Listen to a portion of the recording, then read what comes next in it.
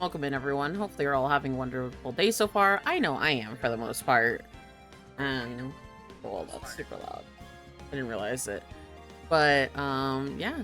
We're gonna continue on with Ace Attorney. I know we have all the collabs this week, but I want to do as much as we can for Ace Attorney as much as possible. Because I do want to finish Ace Attorney by the end of the year. God damn it. Okay, you got me there. Ingle, you got me. He's Louise. But like I was saying before I got interrupted, what's it called? I do want to finish Ace Attorney as much as I can before the end of the year.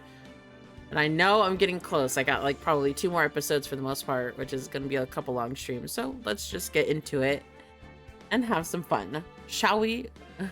God damn it. The eyebrow raise is so hilarious. I need to do an emote like that where it's like eyebrow raises, but just like aggressively. Oh no, we're staying over here. Let me come over here. I know we have the garland at the top, but I think I'm gonna just stick with the little what is it called? The little presents. I think it's not as invasive, but it's not as festive as the garland, I guess. You need a panic one too. Honest, do you know what? I have a panic one already though. Let me see here. I think I have it in my emotes. Let me see here. I do. It's this one. A little. Let me see if it goes. If I can click on it. That one I need. I know I have this one I hear, the panic, but like I want to make it bigger, on a bigger scale. Like, how do I even make that, by the way? But it needs to be aggressively shaking. That's the best one. Alright, I'm gonna get into it. The last where we left off was us investigating and figuring out who killed the ringmaster, and we just got to his room. So that's where we're gonna oh god. That's where we're gonna continue on. Let me click on it. Okay. This was the ringmaster's room.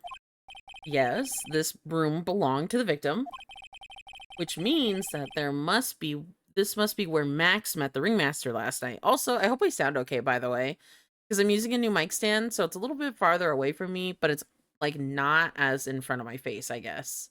I don't know how to explain it, but I hope I sound okay for the most part. Sound good. Good. Now that you mention it, that is what he said. I wonder what. That's an interesting poster. Ah, the poster Max. I knew it, Nick. I want it. Oh, I want it. I want to get out of here. All right, let's examine around. There's the big poster. Oh, there's lots of posters here, don't you think? There are indeed so many posters that they aren't likely one to miss, are they? Maya, we're supposed to be honest ones around here. But you didn't even notice that I took one. Ugh, you already swiped one. You're incredible. You know that? Embolized with Max's 3 famous symbols. Max G promo poster. Okay, let me look around again. Look at all the stars on this poster. This must have been the poster that they were used to promote their public appearances. Posters are the way to go, aren't they? What do you mean? We should make posters to promote our law firm. Spine-tingling legal action, mind-numbing legalese. You will say wow. Or perhaps hold it. Don't miss out on a stunning life or death courtroom thrill ride. With those taglines, our new law firm would sink faster than the Titanic. Oh, Lord. All right, let me look at his jacket. You may not know this, but this is called a tailcoat. And they call this the face of someone who already knew that. What? A scrap of white paper is sticking out of the coat pocket. Ooh, huh? Where? Calm down, calm down. You can't just go rummaging through people's coats, you little cretin. She is dumb. She's not that dumb. Aw, you always make me feel like I'm doing something wrong. Maya, you were literally going through a dead man's pockets. Alright. Oh. Oh, there's a paper sticking out. But there's paper! This is where the ringmaster applied his makeup. It's quite a collection of the most understanding oh my god. Understated colors. Shocking Peak, for example. This one says 100% all natural organic mascara. And this one says sensitive enough for a baby, strong enough for mine. The ringmaster must have been really concerned about his skincare. Very metrosexual. Okay. Ooh. All of those frames look the same. They almost look like thank you cards. It looks like every year the ringmaster made donations to the charity, to the Robot Clown Research Center. Robot Clown Research Center. Now, that's an interesting one for sure. You're kidding, right? What? They may be a perfectly reputable charity in the field of advanced tomfoolery. That is fair. They are very reputable. Oh yeah, gotta get the cyber honk on. Mm-hmm. Jeez. Alright, let's see. What's up next? Pictures. Nick, look at all the photos lined up on the wall. It's like a guided tour of the circus's history. This is so cool. It seems like there were so many happy memories. Maybe we should do this sort of thing at our office. We can put pictures of all our clients who have been found not guilty. And what if we had a client who was found guilty? We'll just pretend like they didn't exist. How's that? I love it. Nick, now you got me thinking about losing cases. Why did you do that? Okay. Let me see here. Let's look over here. Nick, look at all these cute trophies. Indeed. Just look at all of those awards this circus has won. Like, all county quiz champions, Ringmasters Association mini golf master, Beer Belly Balloon Bounce champ, Pet Grooming Grand Prix. Wow, the Ringmaster was multi-talented in ways I could never imagine. Beer Belly, Those are definitely something. Those are definitely interesting trophies. I'm pretty sure they exist out there for sure, though. Alright. This is strange. Everything else looks nice, but the desk looks old and cheap.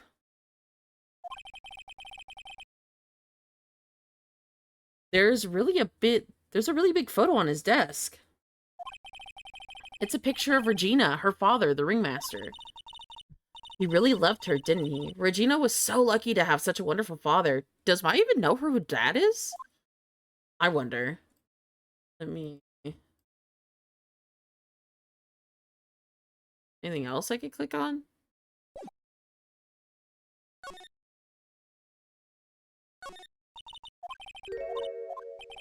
There's a scrap of white paper that is sticking out. I want it.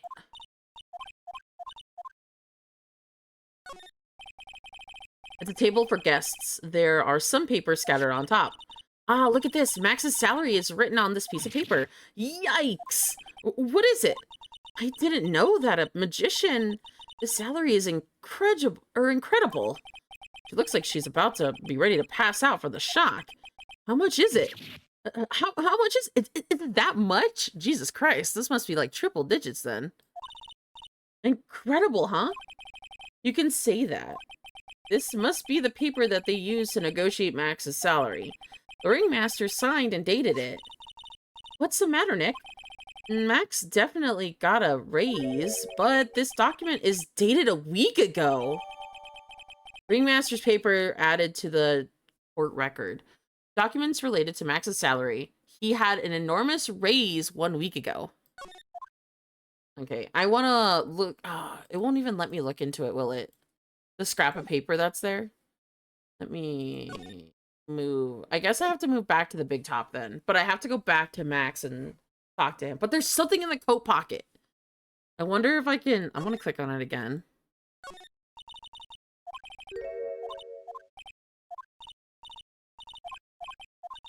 Damn it. You can't click on it right now, so it looks like it's not available. So let's go back. Let's move back to the detention center.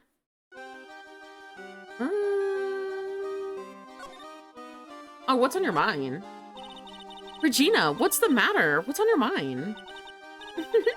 I'll tell you, Maya, but just to you. Ah. Well, mumble, mumble, mumble, mumble. What? Really? And then mumble, mumble, mumble, mumble. Oh my, that's incredible, Regina. Come on, Nick. There's no reason to pout. Don't worry about me. Regina told me that someone professed their love to her. What? Professed their love? Not only that, it was Maximilian Galactica. I wonder how many people have stolen one of his hearts anyways. And then, one of the exact same day, another person professed their love to her as well. What? Who was it? Someone named Trilio. Trilio? Apparently, he's a tenor who sings in the circus. Haven't met him yet. Regina seems to be quite the hit with the men in the circus. She must have had some sort of strange talent over them. You're not kidding. 2 people in 1 day? Even I want to profess my love to her. Me too. She's so cute. Girl, no. Giggle. Alright, let's... Can I don't know if I can ask her anything. Let me... Can I present this to her? Okay. I wonder if I could get anything else out of her.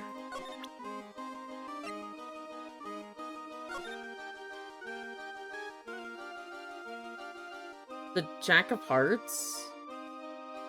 Stop. Big Berry Circus. What do you want about this? Can you tell me? Really? Oh, never mind. She doesn't know anything. Okay, cool. Oh, fuck. I didn't mean to click on her again. Okay, let's go back. Actually, can I talk to her? No, I can't. Let me... Okay, I guess I gotta move back over here to the ringmaster. No, to the circus entrance. Let me move over to... Let me move over to the detention center. Just so that I can make sure that... Here.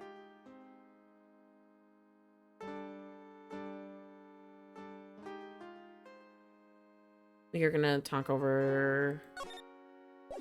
Ah. Let me... Okay. We're gonna present this to him. Oh, girl. Meeting with Russell. Okay. Last night you met with the ringmaster, correct? To negotiate your salary and such. Exactly. We reached an agreement about the salary for my 6-month contract. That's the truth. The whole truth. What do you mean? You just went to his office to negotiate your new salary? I hate lies, and I hate liars even more. What are you insinuating? Do you even have proof that I did anything to negotiate other than that night? Yes. Here, present. That's... It was on the table in the ringmaster's room. You weren't lying when you said that you received quite a raise. Is there a problem with being well compensated? Not with the compensation, just the date that this was dated a week ago. Max, you finished your contract negotiations a week ago. Fabulous. Ooh, one of the locks is broken. All right, I'll tell you the truth. That night, the ringmaster called me to his room. He called you? Why did he do that? Sorry, sweetie. That's private. The ringmaster called him. I wonder if there was some sort of problem. Max, perhaps you could share with me what you two spoke. Well, if I don't have to. Not that I have to. Isn't this why the ringmaster called you into his room last night? Okay, so I have to go. So let me leave again. Okay, gotta go back to the circus entrance. Over to Big Top. And then back in to the entrance. Then examine. It's the coat pocket. There's something in the coat pocket. Scrap of paper that's sticking out. Where? Okay, what am I missing exactly? I'm pretty sure I clicked on everything. I don't have a lot of stuff to talk to him about. Oh, posters.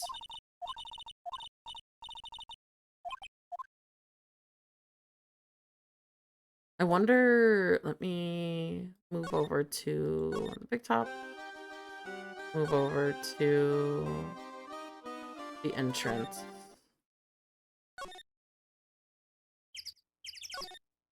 Plaza.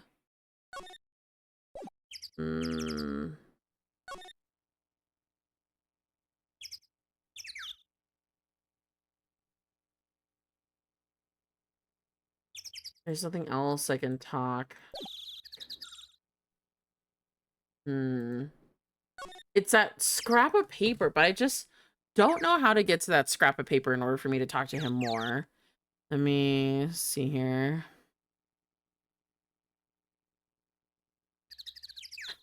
See if I can probably fit.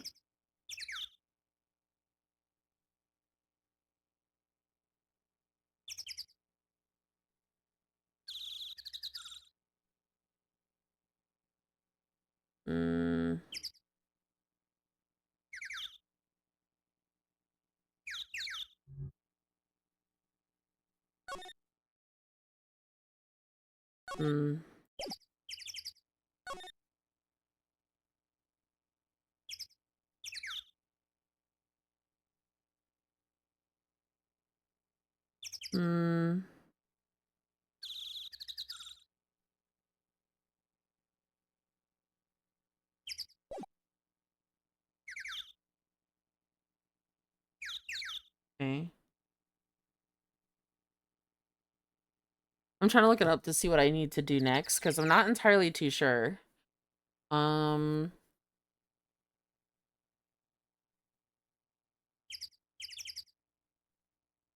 need to... Oh! You know what? I think I had the right idea. So let me move over back to the plaza. Alright, let me present poster. You know, I can't tell you anything about the evidence we have gathered, Stingy. Stingy? When you put it so bluntly, it kind of hurts my feelings, pal. Alright, let me...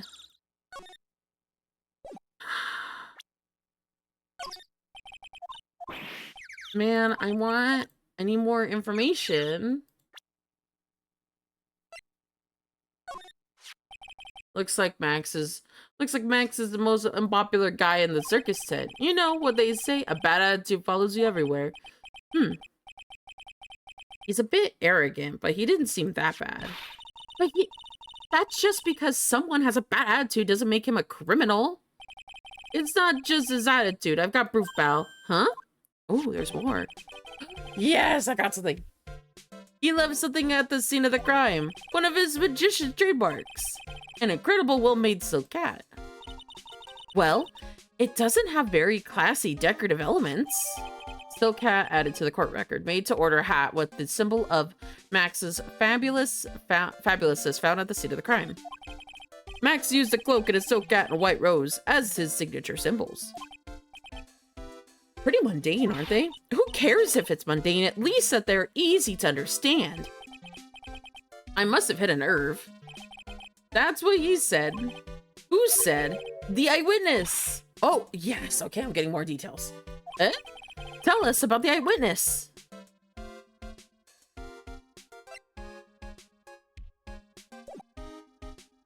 Okay, let's talk. So about the eyewitness. Ho ho ho. You know, I'm not gonna tell you about that. That's the prosecution's trump card.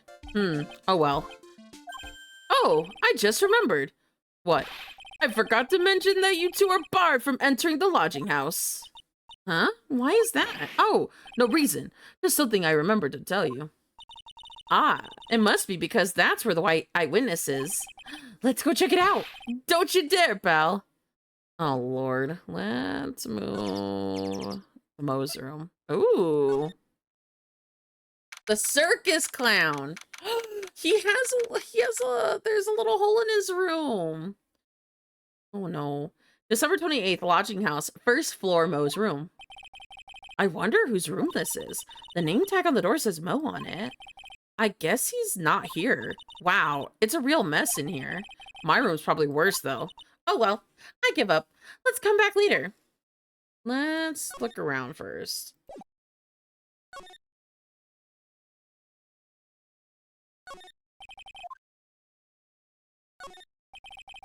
All those clown costumes lined up like that. I don't know about you, but it's creepy. Look at the collection he's got. It's incredible. It must be a collection of clown costumes from around the world. Oh, I almost forgot. What is it now? She better not want me to try one on. I was thinking of starting a new costume collection myself. I'll call it World Spirit Channels. You may display it in your office. In our office? As soon as you start paying the bills, you can say that. Honestly, fair enough. Okay, let's look over this bed's kind of crazy. Moe's got an excellent pair of pajamas laid on his bed in an excellent manner. What? Are those pajamas? You mean he goes to bed dressed as a clown? Ew. Okay, I guess.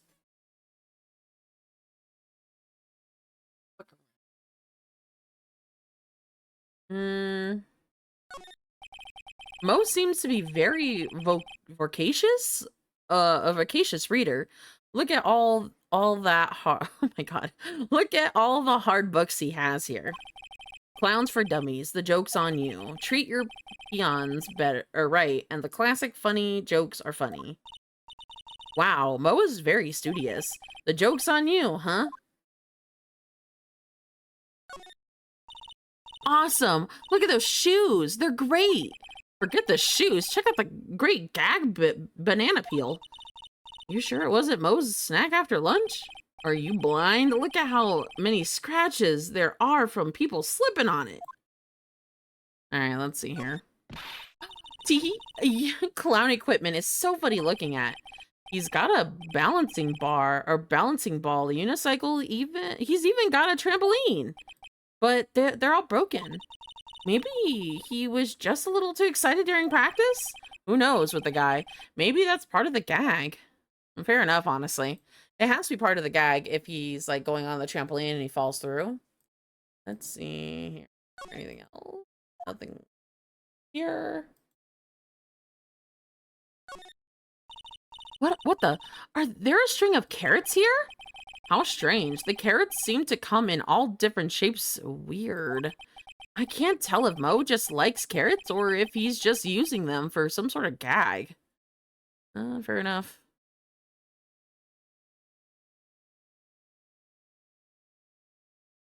I think that might be it.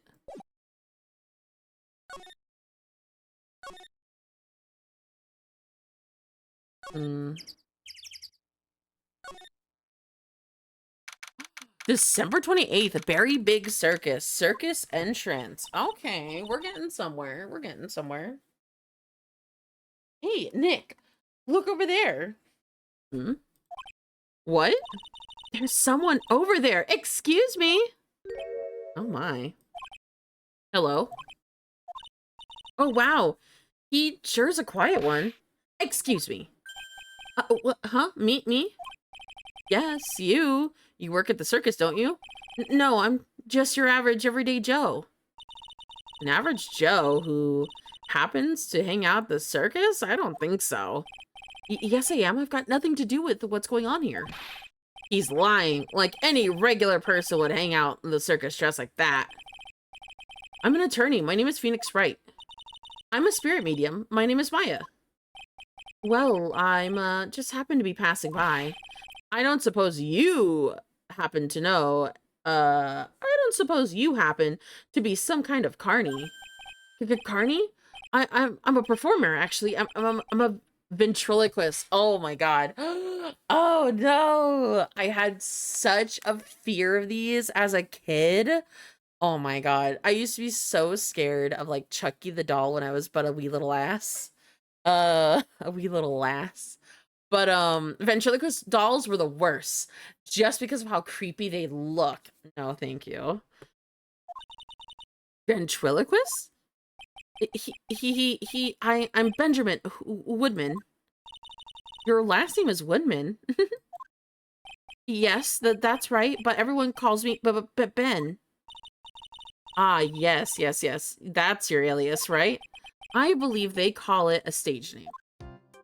Let's talk to him. What happened? Excuse me, Ben. Oh, I clicked off the screen. Yes, you mean me? About the murder, I'd like to talk to you about the details, if I may.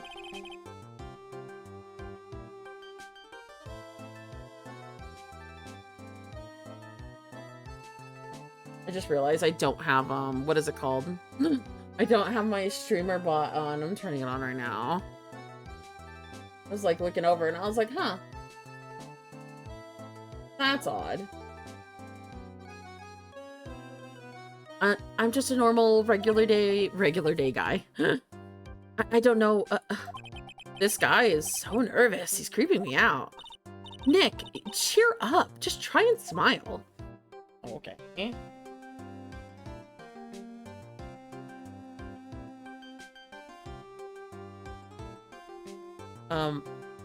Max Galactica.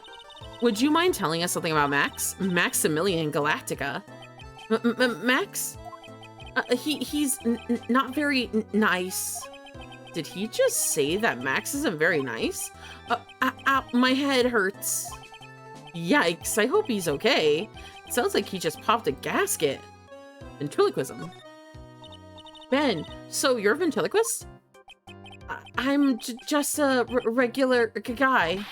You already told us that. You're a ventriloquist. Oh, yes. Nick, don't yell at him. You can't do that. I can't help it. He's making me nervous. That's fair. Ben, would you mind showing us some of your skills at ventriloquist? Yes, right now, my puppet. Why? He's contagious.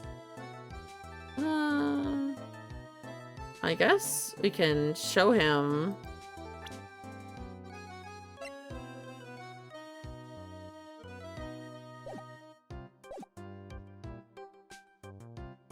Let's present this. Would you mind taking a look at this? Okay, so he doesn't have anything to hide. Let's present him. Let's look at the profiles and talk to him about, oh, here it is. Real name, Benjamin Woodman and ventriloquist. Conversing with him is really tiring. Let's talk to him about the ringmaster. Would you mind taking a look at this? I guess we don't need to look at this. Okay, what about Regina? Would you mind taking a look at this? Okay, so there's no getting around to it then with him. Let's go to... There has to be more information. Let me go back to the big top. See if there's anything else in there. No. Actually, let me present this to her. The silk hat is Max's. That's right. It's beautiful, isn't it? I thought up the idea for wearing the hat. Huh? Really? Yep, he took my sketch to the hat shop. And they made a custom hat for him based off the sketch. There is only one of these silk hats in the entire world. Isn't that cool? That is very cool. All right, let me present to her. No, no. No. I meant to look at the profiles.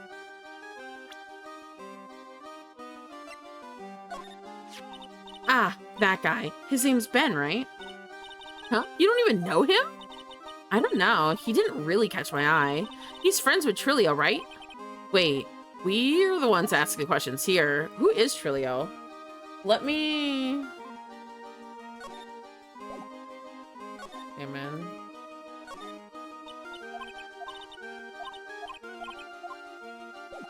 Okay, let me... I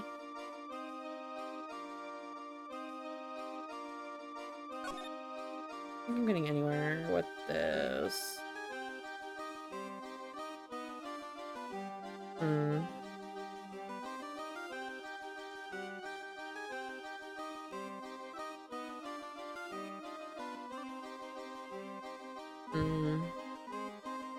I guess I can go back to... No, you know what? I could go back to the circus entrance. I can go back to the detention center. Then I can talk to Max about his hat, because we have his hat.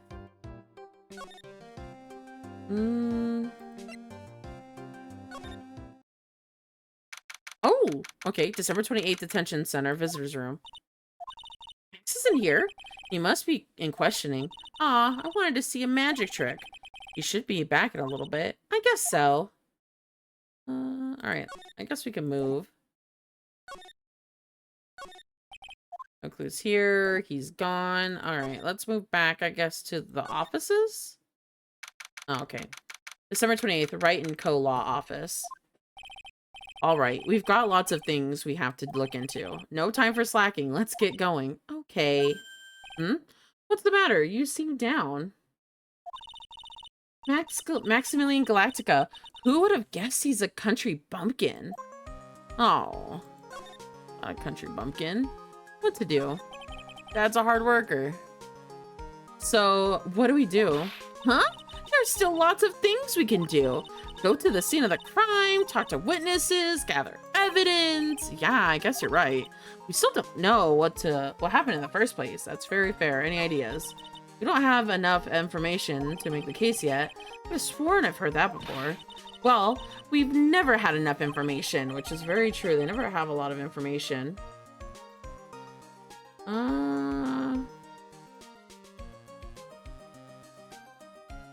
Let's go.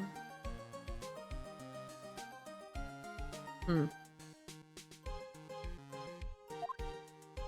right, let's go back. Go back to the circus entrance.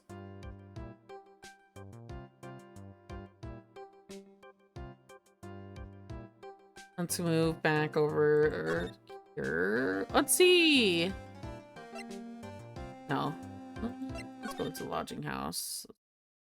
Mo's room. He's there. Solid. We're gaining some ground. December 28th, lodging house, first floor, Mo's room. Hello, Kablamo. Congratulations, you're the big wiener. The 1 millionth visitor to the courtroom of Mr. Mo Carls, aka me. Earplugs must be found. Earplugs. To celebrate the momentous occasion, would you care for an organic grape? Just one. Did you just get the joke right there?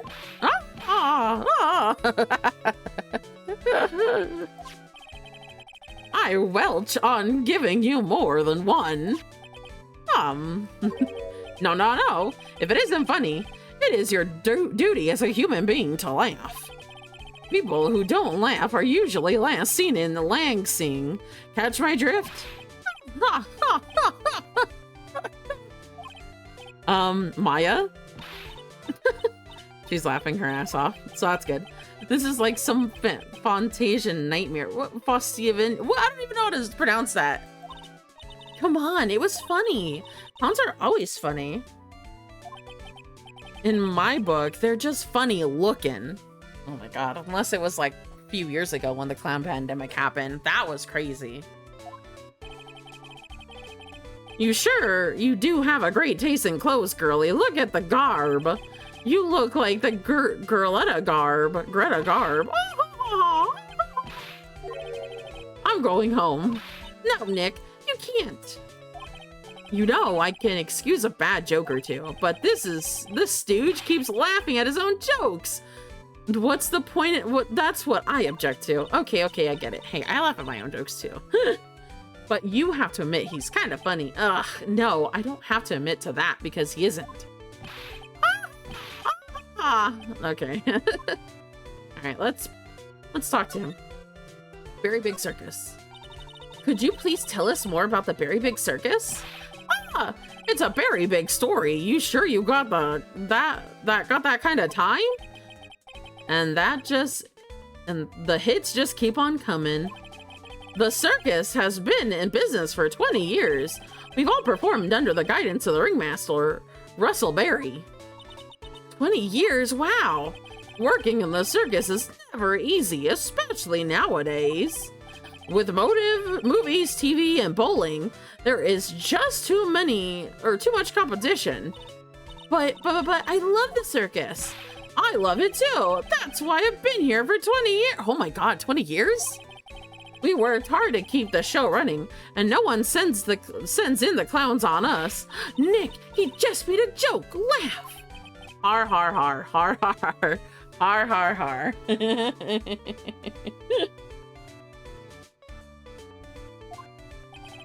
The ringmaster was a real big shot in the circus world too. A real class act. Oh no. Even when there was no customers, Russell would use his own money to pay me. Because he knew that I had a family to care for. He was happy to take care of his employees. Oh, I see.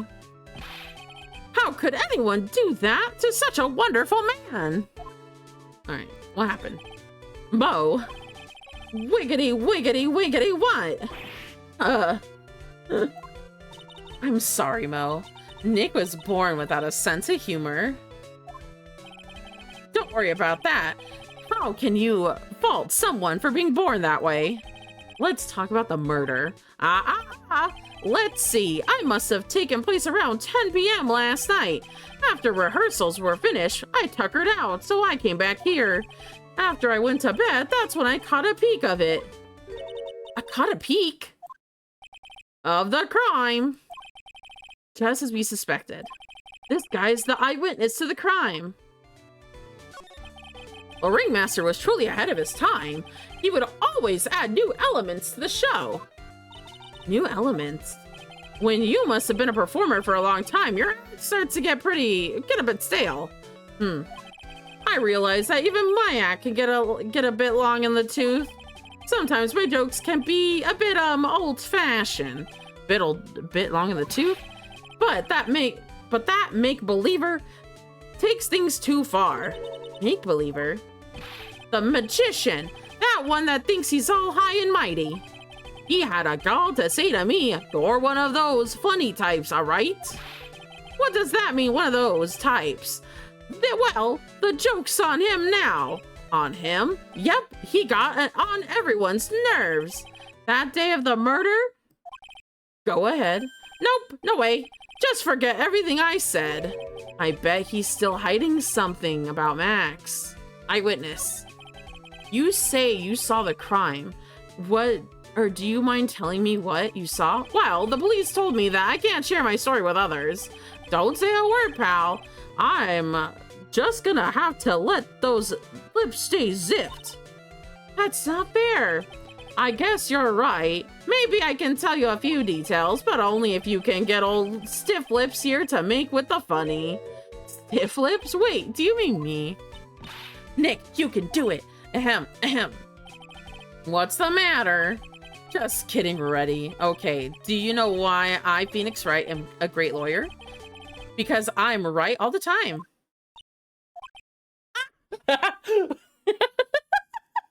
That was... I thought that was funny, but that's so fucking funny that they didn't laugh. At least his expectations are low. I wouldn't let him quit his day job either. Yeesh. Cut the guy some slack.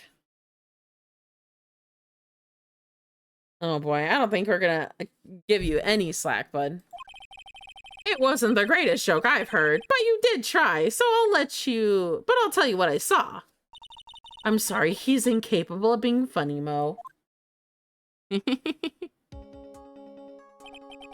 That night, once I had tucked myself into bed, I heard this amazing noise. It was incredibly loud. It sounded like a giant thump. Once I heard it, I jumped out of the bed, and that's when I saw.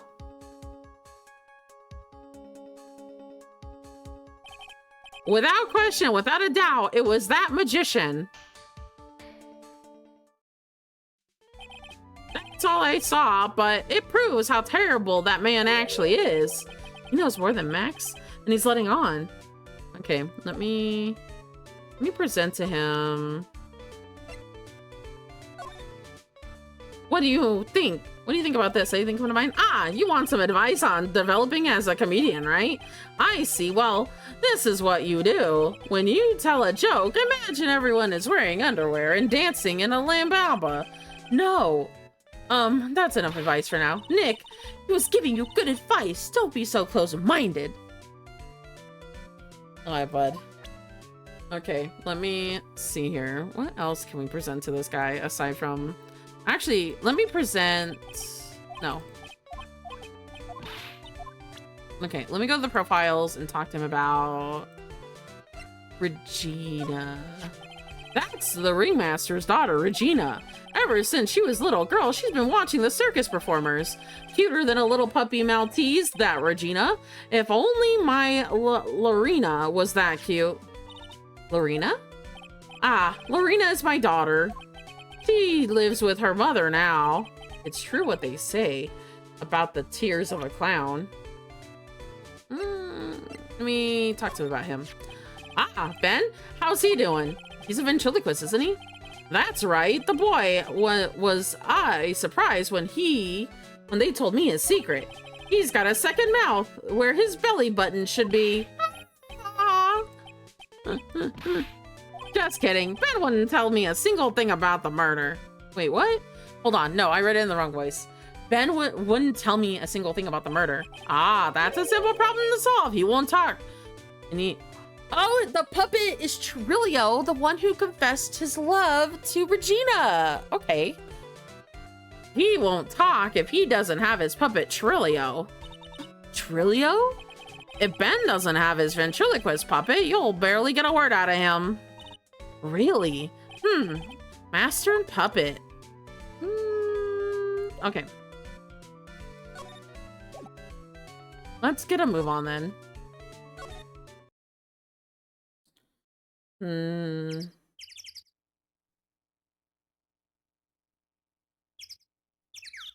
Let's go back. Go next.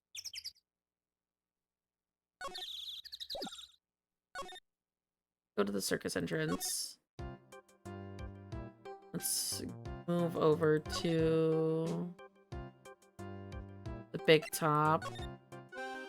Talk to Regina about...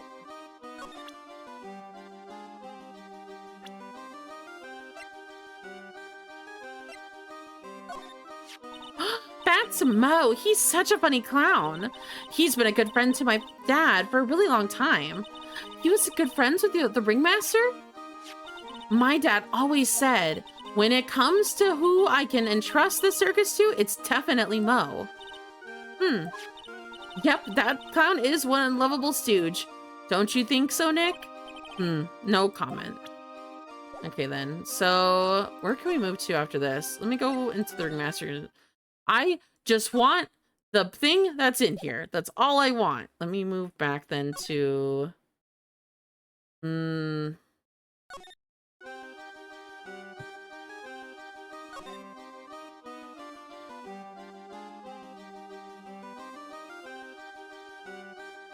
We have ads starting right now in about like 13 minutes, so I might go on a 10-minute break pretty soon. Let me move back over to the circus. He's probably looking for his doll, honestly. Just don't know where to go. Hmm.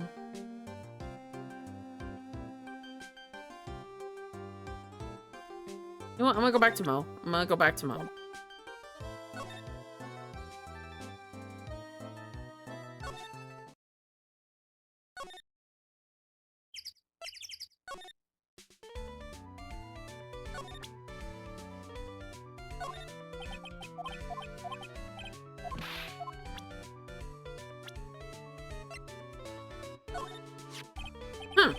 If he thinks he can kill the ringmaster, it's only just what he should die. Oh my god.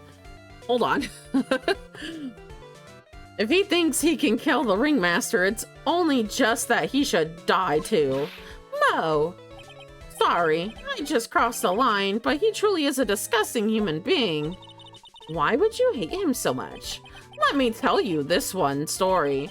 The morning before the murder, something terrible happened. Max clocked Ben right over his head as hard as he could.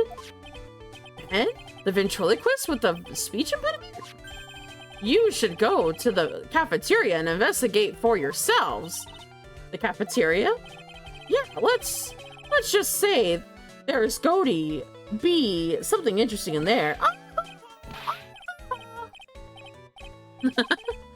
Ah, yes. The very big circus is very big, isn't it? You should always carry a map with you when you get around. Ah, thank you. This is an atlas.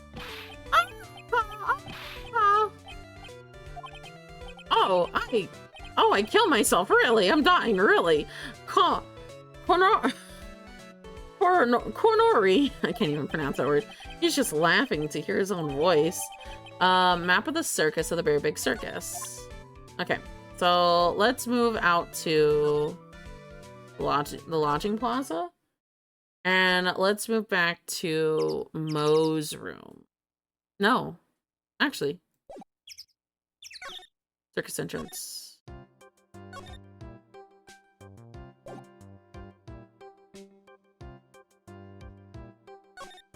Do I go to the big top?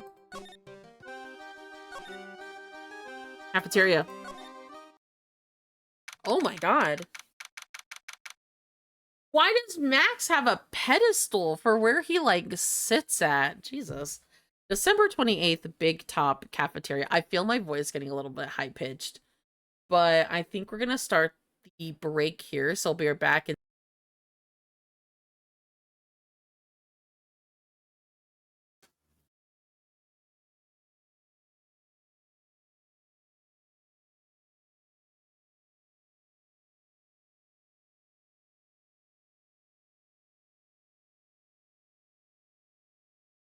Sorry. Organizing myself. Oh my gosh. I can't count. Crap everywhere. Good. Let's get back to investigating.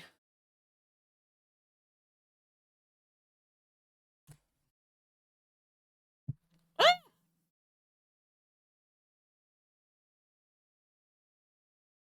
Here it is.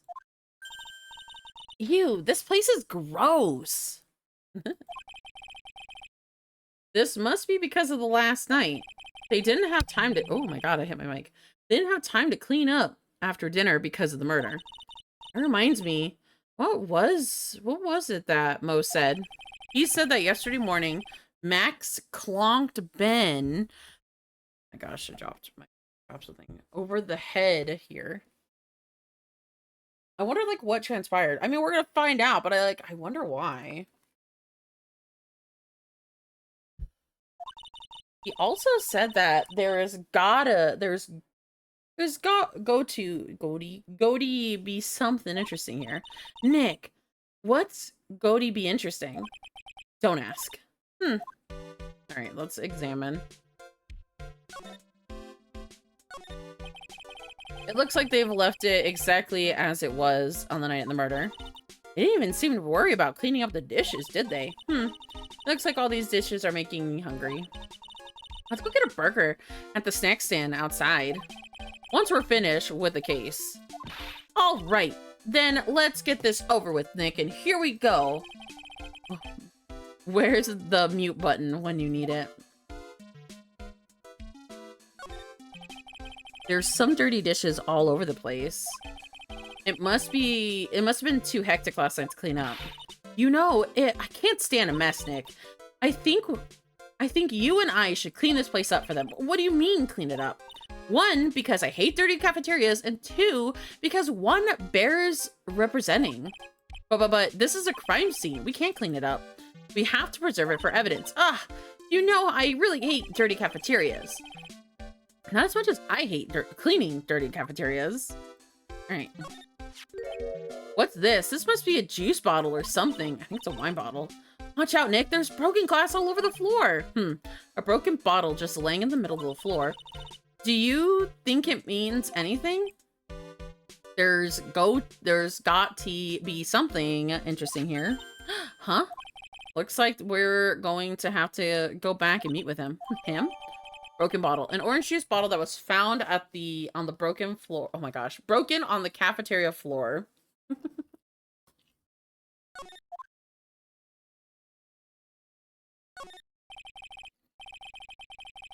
It's strange. There's nothing on top of the stand. Look here, Max is written on it. It must have been his VIP table. Isn't this a bit small for a VIP table? You won't be putting a 10-course meal on there. Well, he could still eat hamburgers, right? That's very true.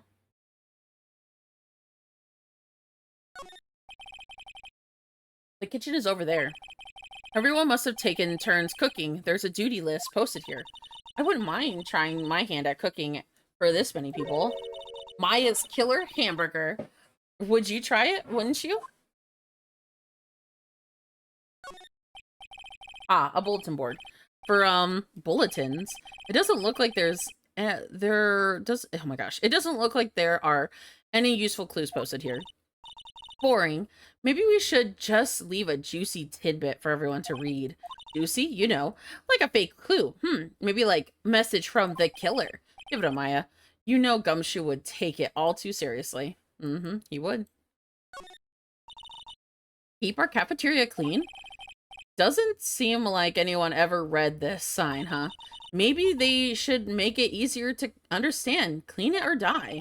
Well, that would definitely make them clean it up. Fair. Alright, let's see here. Anything else? Anything else? No, no, no. Okay, I think that might be it for this area. So let's move back to the big top. And then I guess we move back to the detention center. Oh yeah, because now we have... Okay. Let's move back to the detention center. Circus entrance. 2.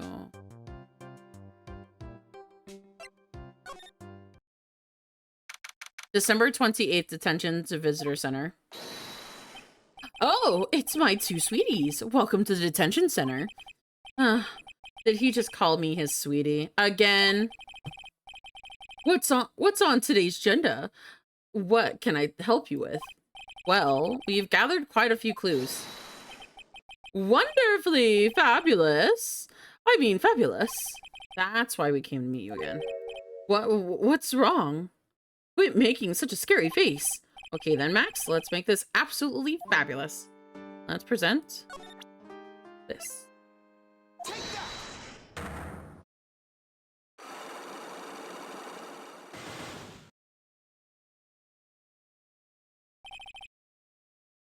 Okay. Meeting with Max Russell. Last night, you met with Ringmaster, correct? To negotiate your salary and such? Exactly. We've reached an agreement. Oh. Spam bot. Oh, lovely. Modifier has already been banned and block term best viewers. Thank you, Century. I appreciate you. Yeah, let me see here. Yeah, he's already been banned. Boy. What do you mean? You just went to his office to negotiate your new salary? I hate lies, and I hate liars even more. What are you insinuating? Do you have any proof that I did something other than negotiate my fee last night? Yep. Papers. It was on the table in the ringmaster's room. You weren't lying when you said that you received quite a raise. Is there proof? Is there proof with being well compensated? Not with being compensated. Just with the date. This was dated a week ago. Ugh. Max, you finished your contract negotiations a week ago. Fabulous. There's one Cyclock. All right, I'll tell you the truth. That night, the ringmaster called me to his room. He called you? What did he do? Sorry, sweetie, that's private. The ringmaster called him. I wonder... Max, perhaps you could share with me what you two spoke about. Well, not if I don't have to. Isn't this why the ringmaster called you into his room? Present the broken bottle. Because he bonked him on the head. Isn't this why oh my gosh. Isn't this why you were called to the ringmaster's room that night? Where did you get that? The cafeteria. But you already knew that, didn't you? Of course. Broken lock. It fell and broke on the floor. He still is hiding something else. Max? What is it, my sweetie? It didn't fall and break on the floor. You used this bottle, too. Lock him in the head. But Ben? Oh my god! Because Trilla was yelling at Ben, Ben was looking away and Trilla was yelling at Max. Oh. You nailed him over the head with this bottle, didn't you? 76% fresh. Big eyelash. And that's why you called the ring. That's why you got called to the ringmaster's room last night. Fabulous. You might as well be a magician. There goes the last of it. Unlock successful. All right. Let's talk about that meeting with Russell. Actually, let's talk about him again.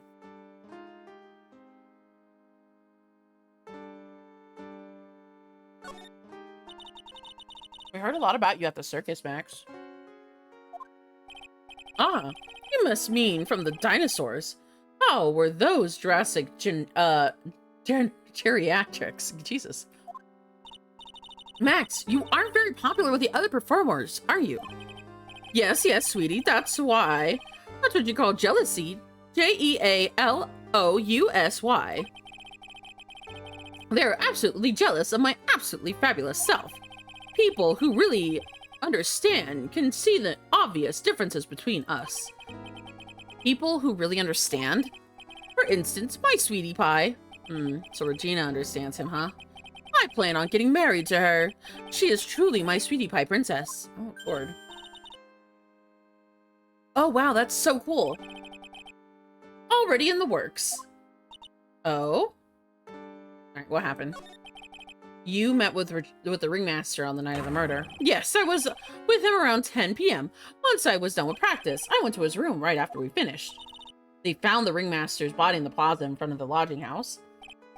Yeah, I heard about that. He needed to step out for a bit, so I waited for him in the room until he returned. Huh? Sorry, Max.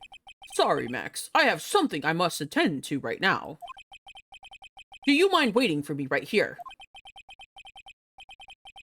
It's pretty cold outside. It's pretty cold outside. Where's your coat? It's all right. I'll be right back. It should only take 10 minutes. Oh, because his coat and hat were right there. And then I waited for him, but he never came back. Did he go to the plaza where the body was discovered? Possibly. The snow had tapered off a bit, but it was still cold outside. But I had no idea what he went off to do. The truth is, yesterday morning during breakfast, we had a run-in. You mean you had a fight with Ben the ventriloquist? You could put it that way. Why would you fight with him? Ben seems like such a quiet man. We fought because of my sweetie pie. You mean Regina? That ill-bred creep told my sweetie pie princess that he was in love with her. Would you put... Ooh, oh my gosh. Would you put up with that? Ill-bred? Are you talking about the same Ben? Told her he was in love with her? Are you sure this was the Ben we were talking about? All I can say is that he made me mad, and I had to tap him on his hard head.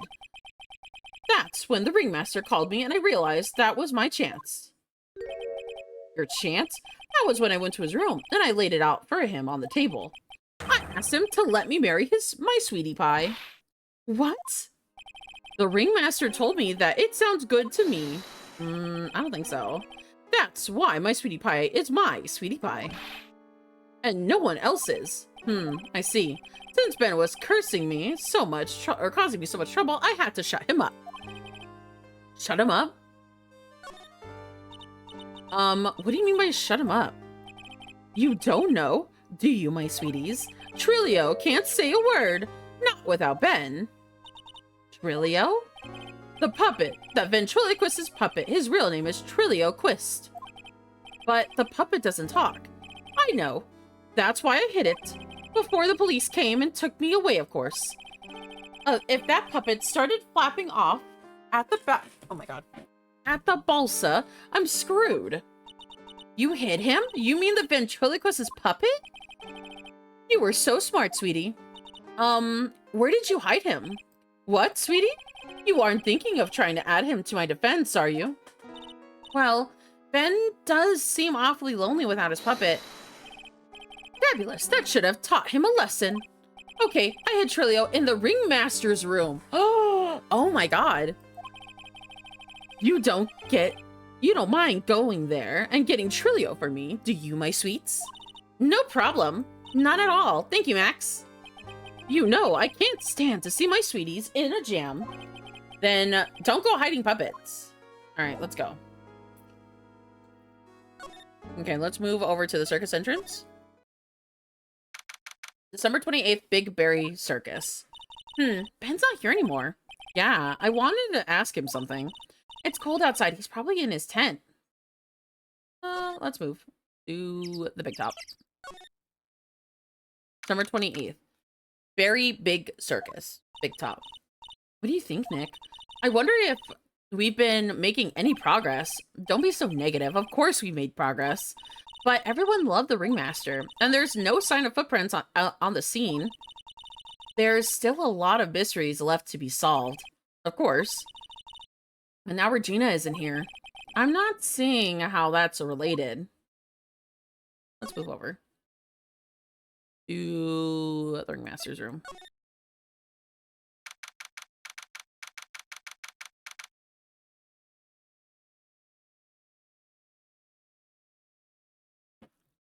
December 28th, Big Top, ringmaster's room.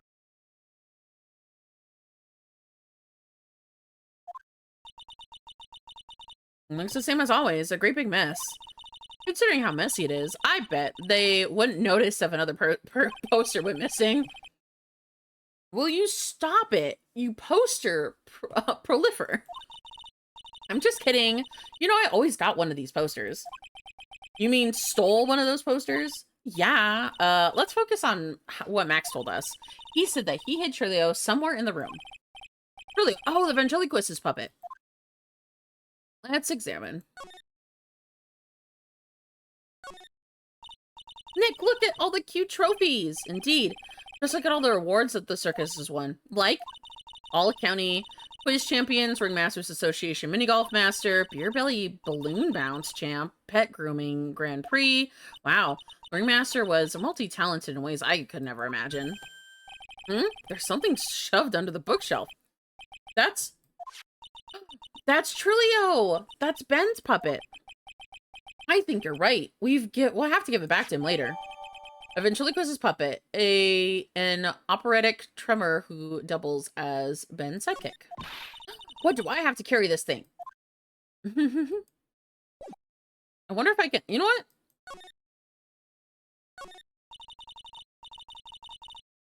Okay. Let me see if I can grab it. No. I can't grab it still. There's some... Okay. Where do we go next? Actually, let me go to the... room. Actually... December 28th, Big Top Cafeteria. Oh, hey, Ben! Hello? Hello to you, too! It's awfully cold today, don't you agree? Yes, I do indeed. Don't you think it's cold, Nick? I don't see how talking about the weather is helping. Oh, buddy. All right, we got something for you. Ah, Ben, this is yours, isn't it? Yes, that's mine. Here you go. Trilio Quist returned to Ben. Alrighty, Maya, let's get going. It's time, isn't it? See you around, Ben. Oh, okay. So, Nick, where are we going next? Let's maybe we should... Hey, wait! Who said that? Hey, what are you looking at? I'm right here, you blind wench. Oh, God. What's your problem anyways? Don't you see how to properly greet someone? Oh, Ben, is that you, Ben? No, would never. It's me. Yeah, me down here. Oh, you're Trilio. It is Mr. Quist to you, sir. Learn some manners before you just blurt out my name. Now, try speaking to me again, this time with some proper respect. Not to mention, not again, size. Mr. Quest, this is better. No, look at me when I am talking to you. 8-bit, excuse for an attorney. Trilio, we talked about insulting people. You promised. But he was mocking me. Not being mean to bullies is not included in the deal. I'm sorry, Trilio. Nick, what just happened? Trilio is a real puppet. And Trilio goes, hey, do you... Who do you think you are, calling me a puppet? Alright, well, let's talk to him. What happened? Tell us about you... oh my god, tell us what you know about the murder. You talking to me? I said you're talking to me. Don't look at him. You were talking to me. Triloquist, you have to behave, young man. Shut up, Woody. What murder are you talking about? You mean the one where they offed the old man? I guess so.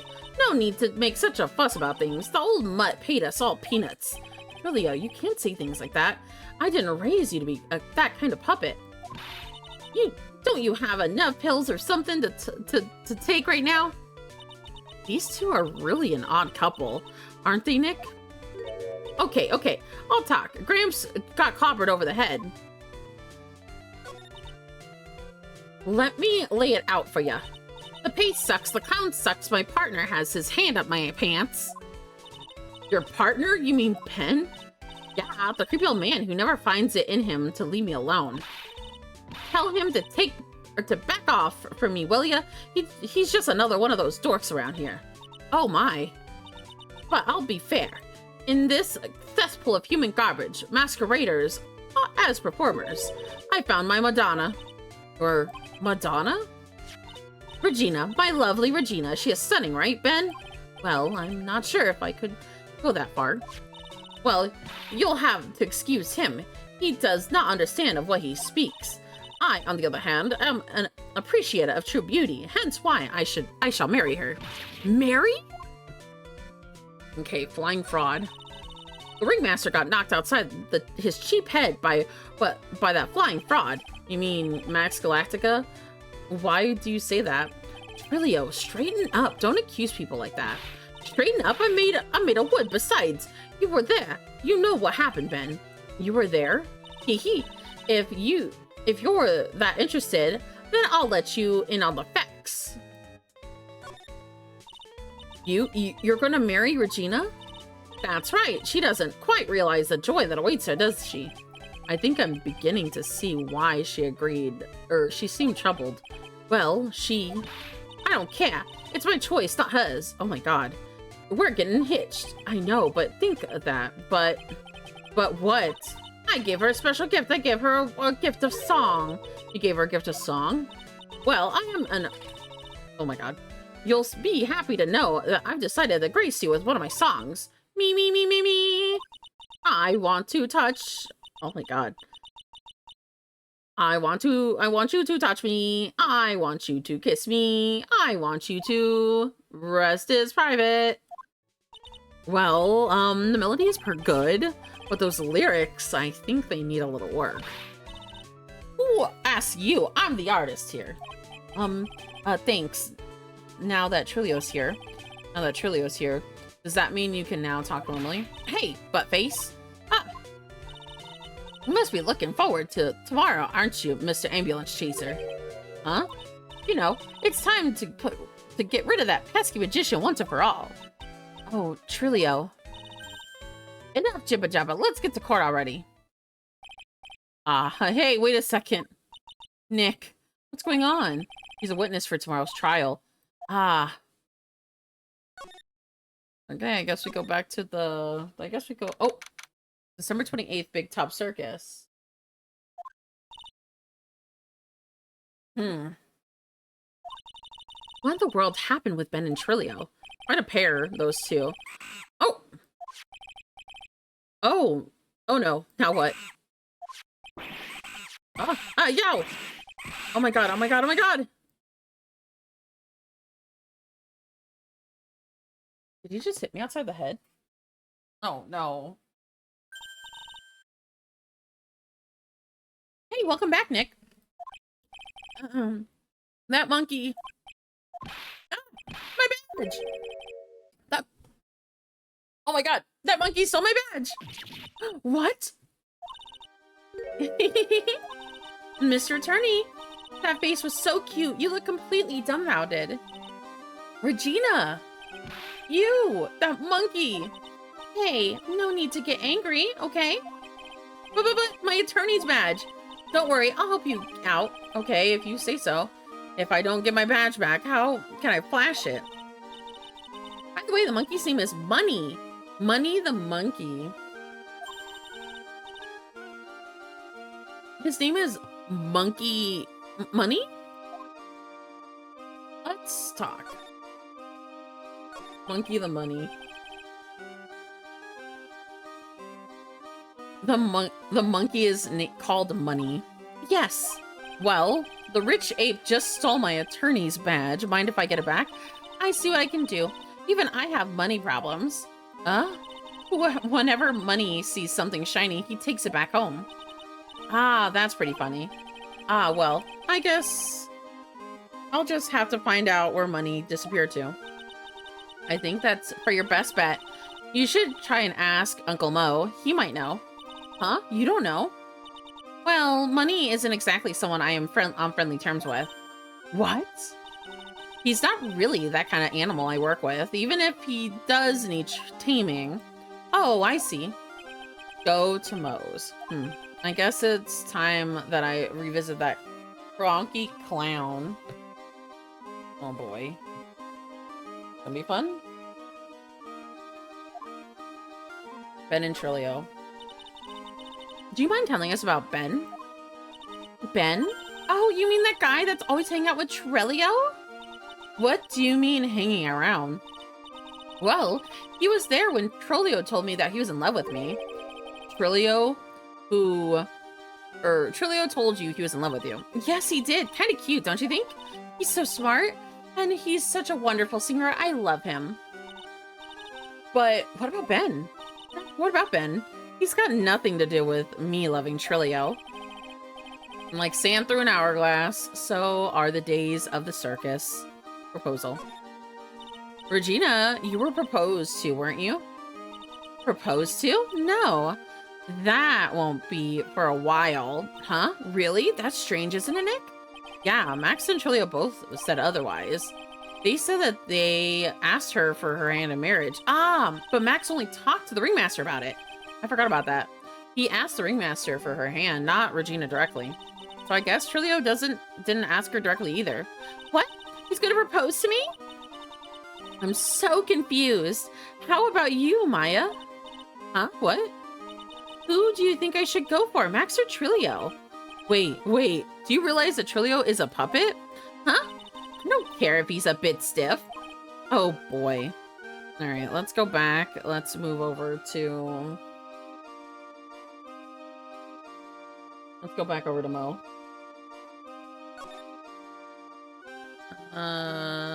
Circus entrance. Lodging house?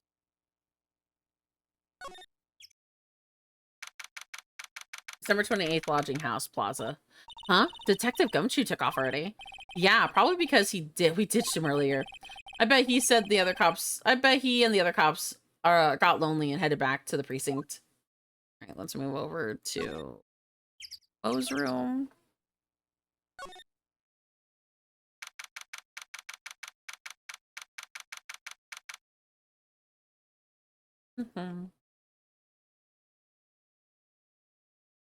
December 28th, lodging house, first floor, Mo's room.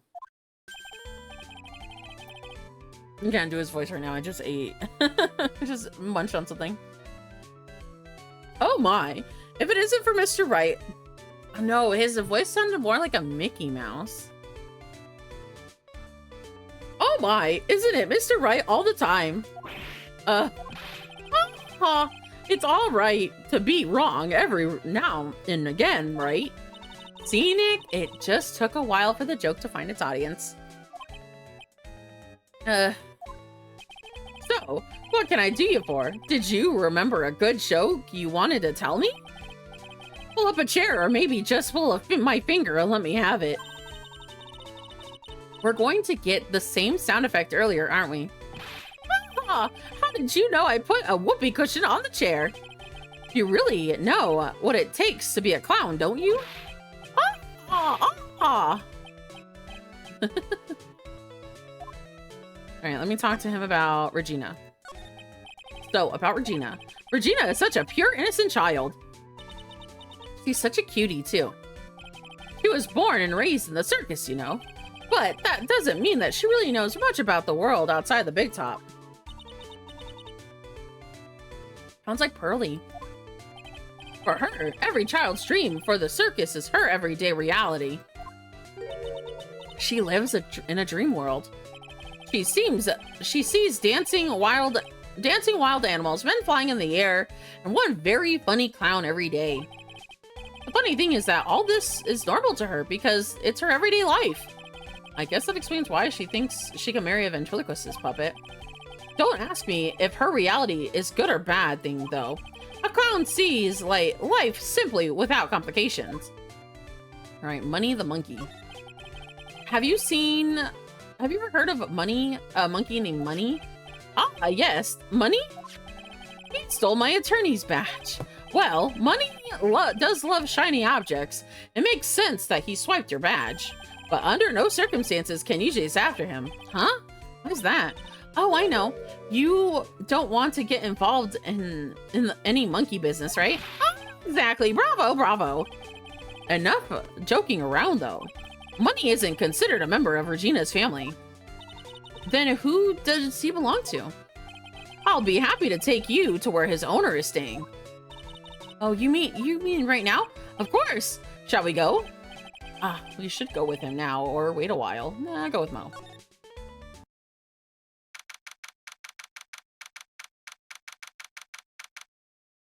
December 28th, lodging house, 3rd floor, Arco's room. Ugh. This is it. What's wrong, Mr. Wright? I can't breathe. Don't be such a wimp. You only had to climb 2 flights of stairs. Anyways, this is the place, Arco's room. Arco? He's an acrobat. Oh, Arco the acrobat. It seems like he's not around today. Oh, that's a big pile of junk over in the corner. I don't think it'd be wrong to assume that Phoenix's stuff is over there too. Just be careful to make sure you've got the right stuff. Oh, thanks, Mo. We'll see you later. A monkey who takes care of Arco. Inability or habitability gathers sorts of shiny objects. Let me examine. Oh, holy cow! There's a fork and a mirror. Everything's shiny. There's even a really cheap-looking knockoff wristwatch. Look at this. The trophy. It's really heavy. Nick, I found it. Your badge. I found it right here. It's my all-important badge. It shows that I am a defense attorney. Defense attorney badge returned to its rightful spot on the lapel. Thanks. You really saved me. Huh? What's the matter? Did you find something? Yeah. Check this out. It's a ring. There's something engraved on it. From T to R. A cheap ring with an eerie sparkle. From T to R is engraved on it.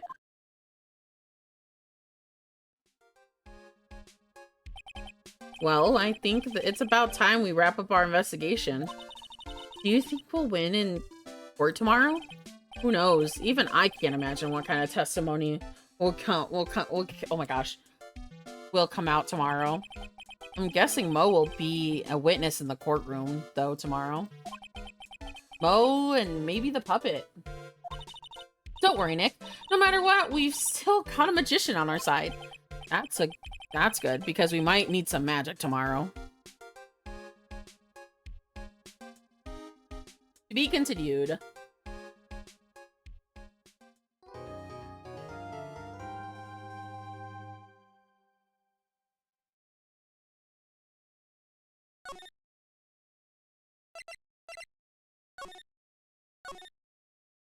Let's save it.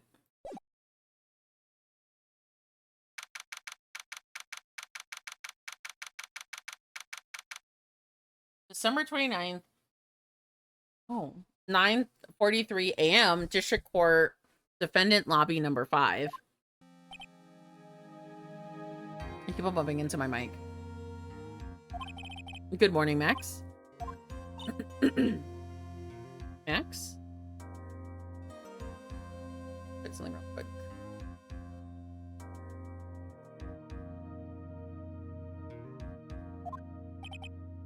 Milk. What? If I don't have a glass of milk before I go on stage, I can't function, sweetie. Stage? Oh, don't worry. There won't be a stage. All you have to do is sit down. I guess. Nick. Max is really nervous. I understand that. Hey, my sweeties. What? You don't think I should fly, do you? Huh? You know, you've got to make a good first impression. When I enter the room, maybe I should fly in and warm up the crowd a little. No. We can't be having you flying around the courtroom. It wouldn't be all right. Imagine if you hit someone. Don't worry, Max. Just do what Nick says and everything will be okay. Oh, sweetie. What is it this time, Max? Why don't you try flying into the courtroom? I can see it now. The dashing young lawyer flying fabulously in from above. One glimpse of that and everyone in the room will be on your side. Max, really, no one needs to fly in today. Nick, what's with that look in your eyes? I like the sound of that. Dashing young lawyer flying in fabulously. December 29th, 10 a.m. District Courtroom number 2.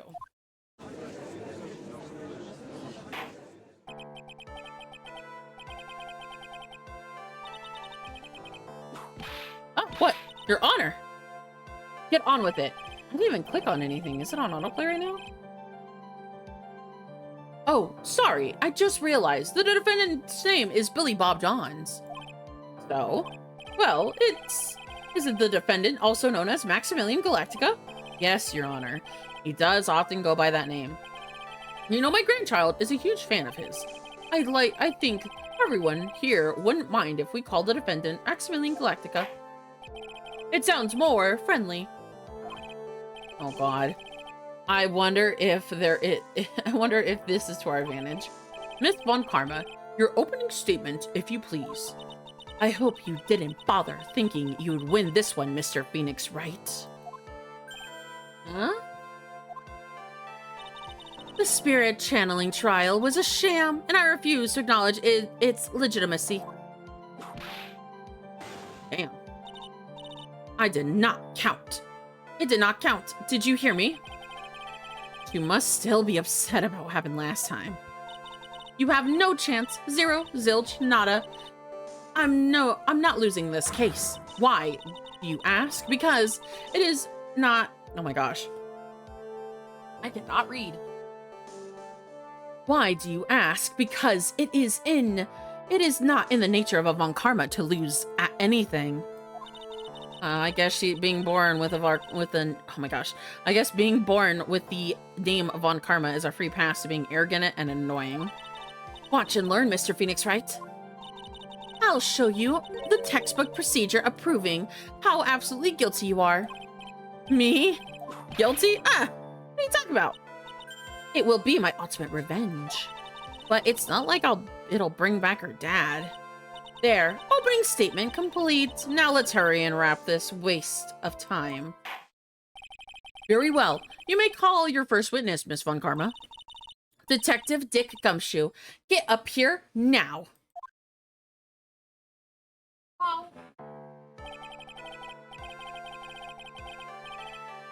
Sorry to keep you from your work, but I'm sure you need every penny you can earn, Detective.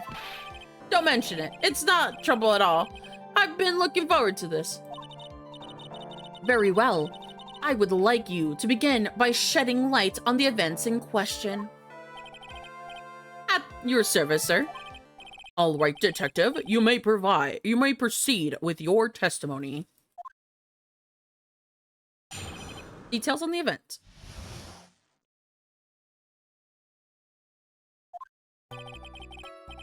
The night of the crime was falling... Oh my gosh. I cannot read today. The night of the crime, snow was falling until 9:40 p.m., making it extremely cold out. Ooh. All of the circus performers were gathered in the big top for their routines and practice. And the practice session broke up around 10 p.m. The murder itself took place in the plaza, in front of the lodging house at 10:15 p.m. The victim was found bent over a wooden box, dead as a doornail. The cause of death was blunt force trauma by snapped vertebrae in the neck. Oh my god. I see. He was beaten to death. Here is the autopsy report for the victim. The court has accepted it into evidence. Time of death, 10:15. Cause of death, blunt force trauma to the back of the head. A blunt object.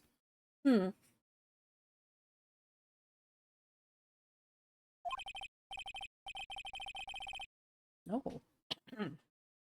Very well, Mr. Wright. You may begin your cross-examination. Yes, Your Honor.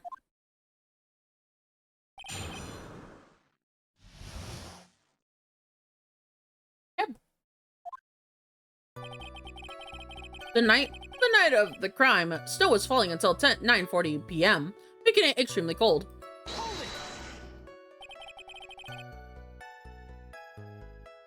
Let me ask you about the snow. It was nearly a blizzard up until the time of the crime. Did it pile up? It wasn't much of a big deal. Maybe about 1.5 inches was on the ground. The snow froze in place and stayed on the ground until the next day.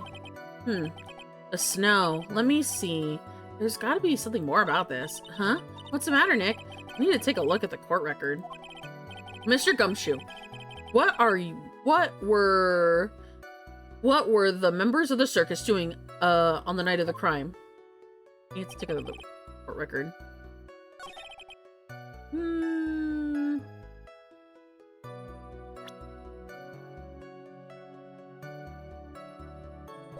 I don't want to...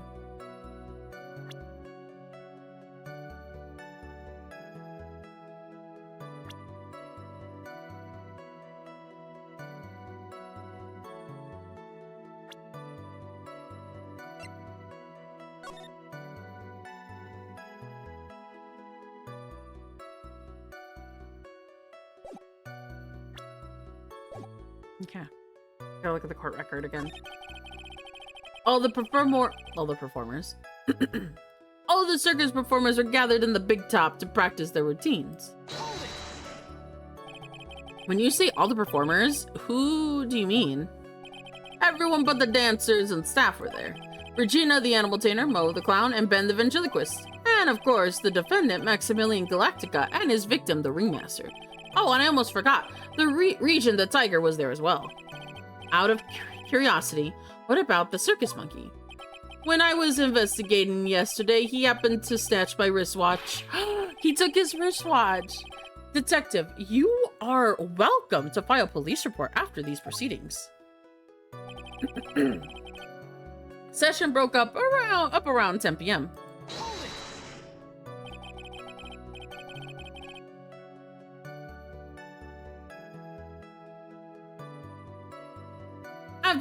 After practice was over, where did everyone head off to? Regina was playing with the Regent while Mo was heading back to his room, tired from work.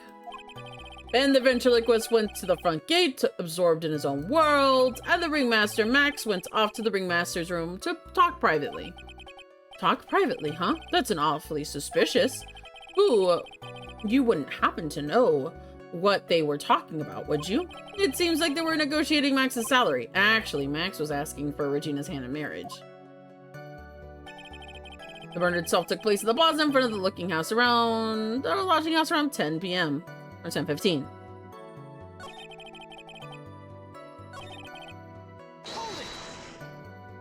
I'd like to be a bit more specific about the events at 10:15. Okay. Not a problem, Bao. We've got a witness that told us the whole thing. Ow! This is totally meaningless. Time to move on. Alright. We'll just have to revisit the testimony later. Detective Gonshu, would you mind telling us how the victim met his end? The victim was found bent over a wooden box dead as a doornail.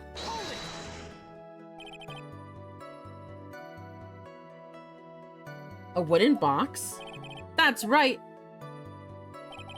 The victim must have been carrying the wooden box when he was carried. Carrying the box, huh? It was rather strange wooden box, Your Honor. What do you mean?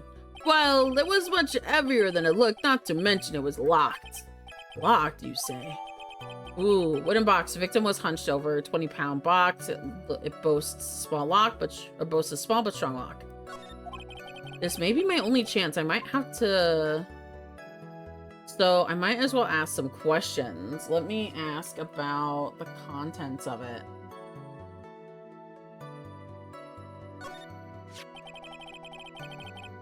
Do you mind telling us what was inside the box? Well, when we found the box, it was locked tighter than Fort Knox. So when oh my gosh. So when we took it back to the station and cracked it open, all that was inside was a little bottle. The bottle?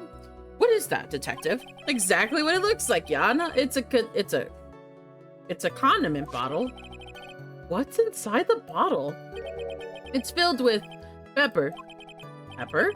Why in the world was it in a locked box? There was only one little bottle in that huge box. I wonder if that's some sort of special meaning. Found inside the wooden box, victim hunched over, contains pepper. Watch it be ashes. Oh my god. That would be so scary. Because imagine if it was ashes and you use a condiment bottle to like sprinkle it on your food. That'd be so terrible. The cause of death was a blunt force trauma that snapped a vertebrae in his neck. According to the autopsy report, the murder weapon was a blunt object, correct? You've done your homework, Bao. And you haven't found this murder weapon, have you? The police are searching for it as we speak. My theory is that it was something the perpetrator ran off with. You would think so, especially since you didn't find it at the scene. No. I bet it was made. I bet he made it disappear with magic. Ho. Well, I think we have a good feel for the details of the event now. I guess that's all we're gonna get out of Gumshoe in this case. You mean we're gonna have to get out? Oh my gosh. We're gonna get out of him is a little bottle of pepper. Now that we have wrapped up with a detective, I'd like to call in my next witness. I'm not even off the stand yet. Obviously, but that's due to you being slow and unable to take a hint. I don't know, but wrapped up has such a mean sound to it. I'm a sensitive guy. Thank you very much, Detective Gumshoe. You may step down. Miss Von Karma, call your next witness. I would like to call in Mr. Benjamin Woodman to the stand. She must be talking about Ben the ventriloquist. I wonder if Trilio will show up to the stand as well. No. Please state your name and occupation for the record. My name is Triloquist. I am employed as an operatic attender. Excuse me. The witness called to stand was one Mr. Benjamin Ventriloquist. The rope must be cutting off your circulation. I said I was a singer. Maybe you don't believe me, fine, I'll grace you with a song. Me. The world of the law, exciting and daring, guilt and innocence, decided by a judge dressed like a woman. Well, what do you think? It had a good rhythm. It's just lyrics. They leave something to be desired, so to speak. Trilio, you must better. You know better than to insult a judge. Shut up. Just look at your nose. You would think you'd have some sense to fix it. Hey. It's so ugly. I want to punch you in the face off and punch off the... Oh my gosh. Punch you. It's so ugly. I want to punch you in the face on the off chance swelling would help. You know what? That your nose is a reason you'll never be an A-list star.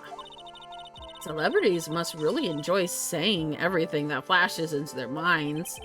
What's going on here? Order, order! I demand to know who the witness is. Don't worry about me, sir. I'll let Trilio handle this. I'm worried about you one bit. You won't get anywhere trying to figure out this witness. Now, let's proceed. Damn.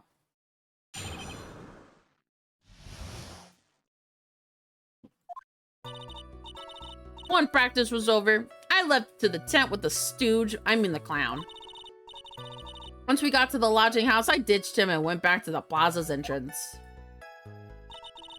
That's when I saw Max heading towards the scene of the crime. But that's a lipstick, though. I don't think that's him. No, actually, he is wearing kind of lipstick in the... He was the only one headed that way. How could that punk not be the killer? Then the police showed up and took the magic boy away.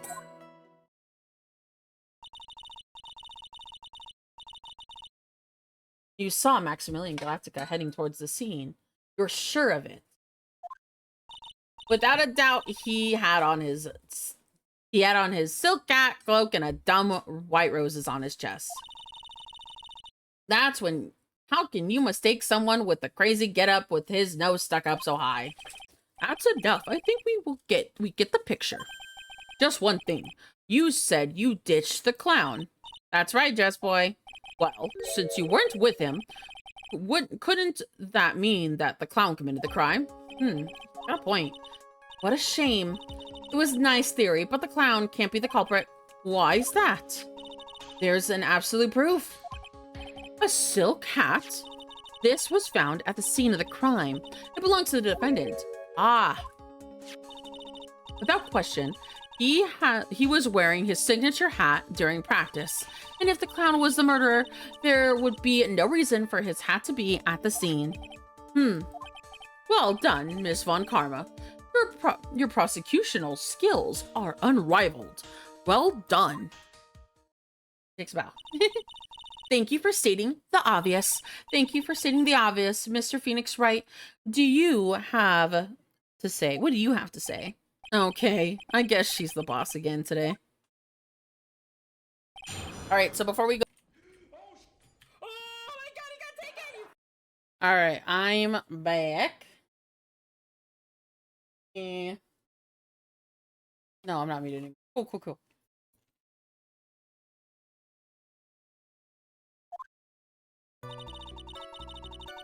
Once practice was over, I thought the tent would... Oh my gosh. My words today are slipping so hard right now. Once practice was over, I left with the tent with the stooge. I mean the clown. The clown? You're talking about Mo. Of course I'm talking about that old fart. He's so pathetic I can't stand him. Just a little bit of an excuse of his makeup or exercise and makeup is ruining all over the place. Once practice was over, he was 9/10 of the way of kneeling over for good. Poor guy. He didn't even have a chance, so Ben took him back to the room. When it comes to being a first place loser, that guy is ahead of the pack. Then, what happened? Once we got back to the lodging house, I ditched him and went back to the plaza's entrance. Why the plaza's entrance? To do some thinking, of course. It's awfully cold at night, especially with all that snow around. Wouldn't thinking it would in your nice warm lodging house would have been a better idea? Objection! Mr. Wright, I think you should leave the thinking to the witness. But I'm a good thinker. At least my teachers always said that. That's when I saw Max heading towards the scene of the crime. He was the only one heading that way. How could that punk not be the killer? Let me see here. Go heading that way. Let me press. You saw Max and only Max, right, Trillo? Hey, press. That's right. And it makes him the killer. There was only one other person headed that way that night. It makes quite a bit of sense. It makes Max one suspicious character. There's more to this story than meets the eye, is there?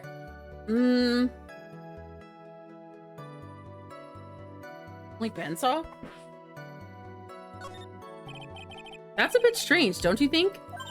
What's strange? That you only saw Max. Doesn't it seem like you should have seen anyone else as well? What? Where are you going with this, Mr. Wright? Who else do you think could supposed witness have seen?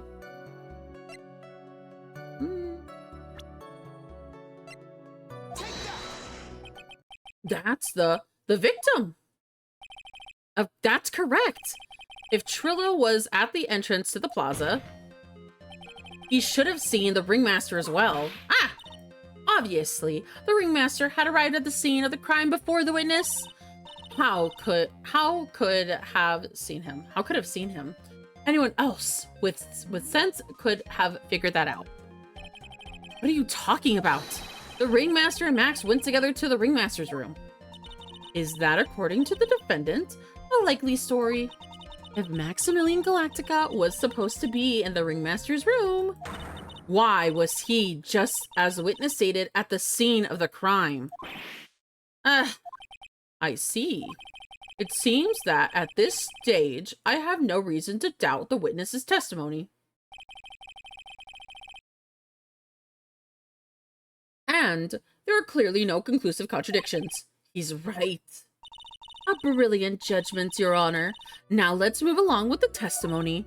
Trillo wouldn't happen to have an ulterior motive for incriminating Max, would he? Well, Max is part of the bitter love triangle with Regina, which is probably why Max conked him over the head. Nick, wasn't Ben the one who got knocked over in the head? Yeah, I think so. I don't know anymore. Once practice was over, I looked to the tent with that stooge. Once I got to the lodging, I'm at the plaza. That's when I saw him heading towards the scene of the crime. Solely heading that way. How could that punk be the killer?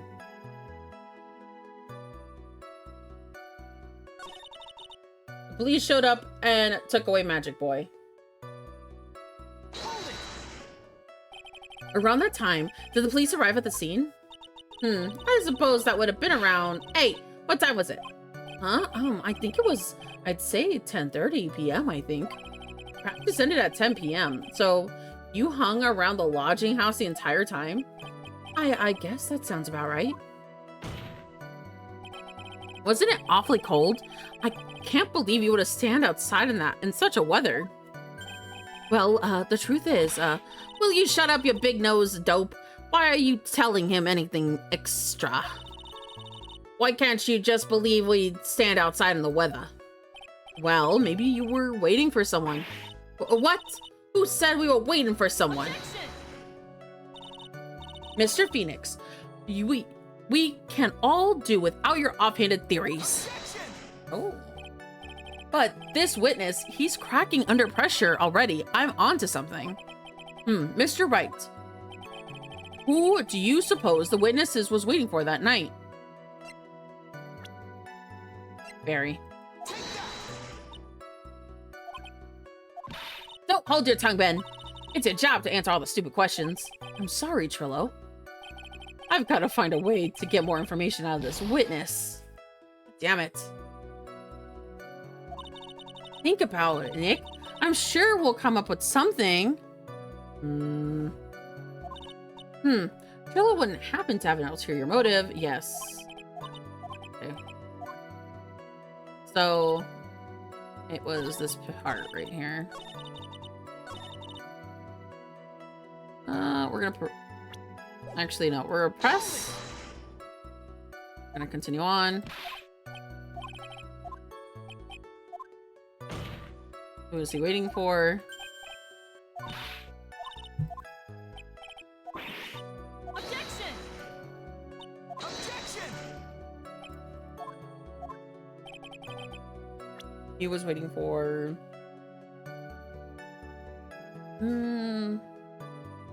Regina. Well, if he was waiting outside in the cold, it's for one person. And the one person and only he was waiting for, the animal tamer, Regina. Oh my god, he exploded. You were waiting outside for Regina to come back to the lodging house. Am I mistaken? If he exploded, then yeah, I would assume so.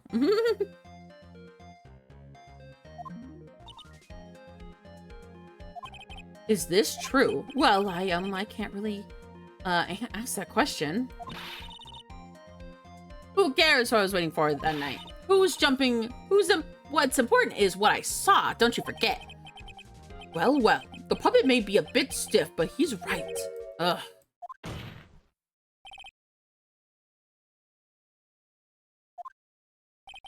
There is obviously a reason to why the witness was there that night. He spent all that time waiting for Regina to arrive. Moreover, even if someone else would have walked right in front of him, I doubt he would have paid them a second thought.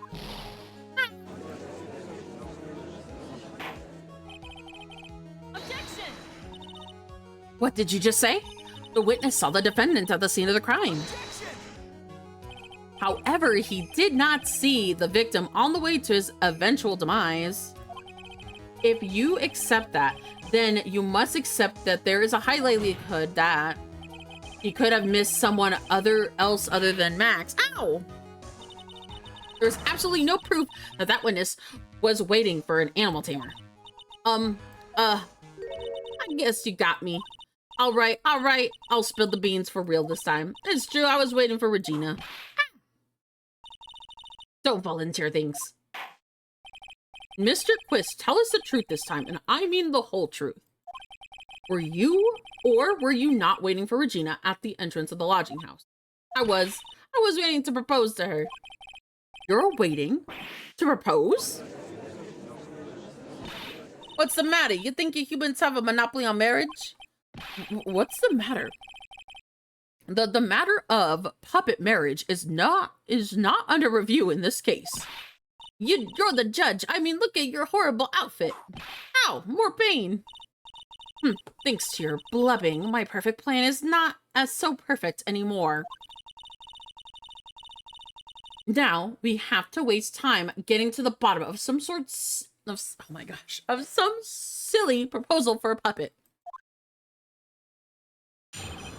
about the proposal. Come on. Don't be surprised that I was going to propose to Regina.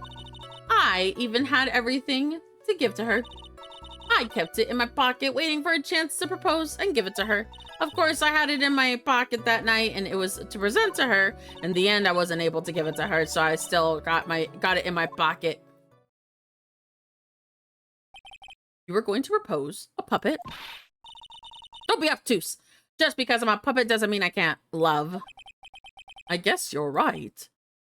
Just because I'm old doesn't mean I can't propose to her too. What the fuck? You're married!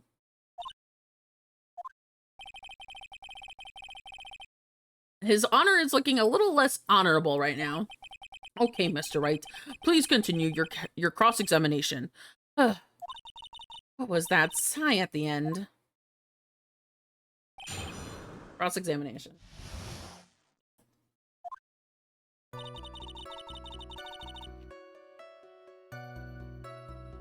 Don't be so surprised that I was going to propose to Regina. By proposal, you mean proposing marriage, correct? To Regina? Of course, that's what I meant. What kind of stupid question is that? I wasn't gonna propose that we become some sort of outlaw biker gang together. Right, Ben? Yeah. Got it. That's the truth. I even had something to give to her. What was it exactly that you plan on giving to her? You know exactly what I was going to give her, you numbskull. The only thing I could find that could match Regina's beauty. Answer his question. What was it? You're gonna die when you hear this. It's an engagement ring. Engagement ring? Oh wow, those sort of nearly fell out of the chairs. Mr. Wright's joke has gone too far. Time for this to end right here. Francesca's whip looks about to lash out almost anything. One hit from that thing will probably shut someone up. Mean equals bad. Push on anyway.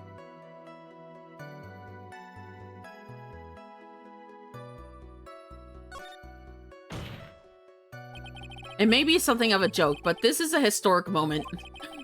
The first time... I advise you to cut that argument short. I love it.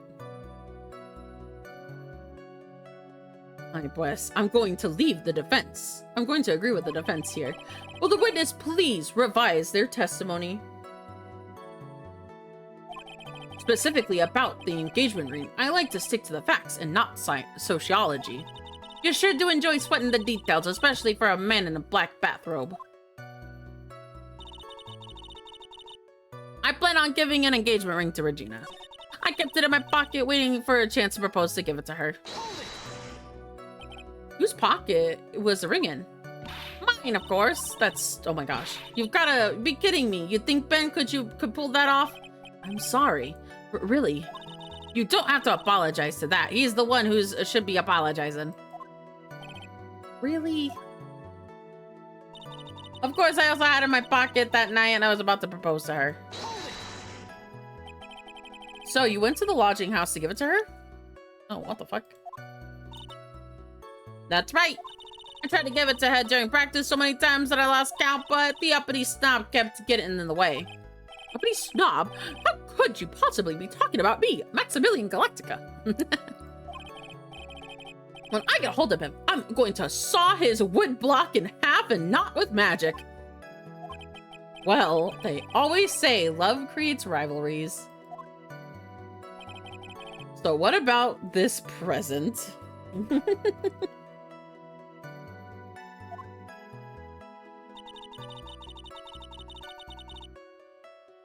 In the end, I wasn't able to give it to her, so I still have it in my pocket.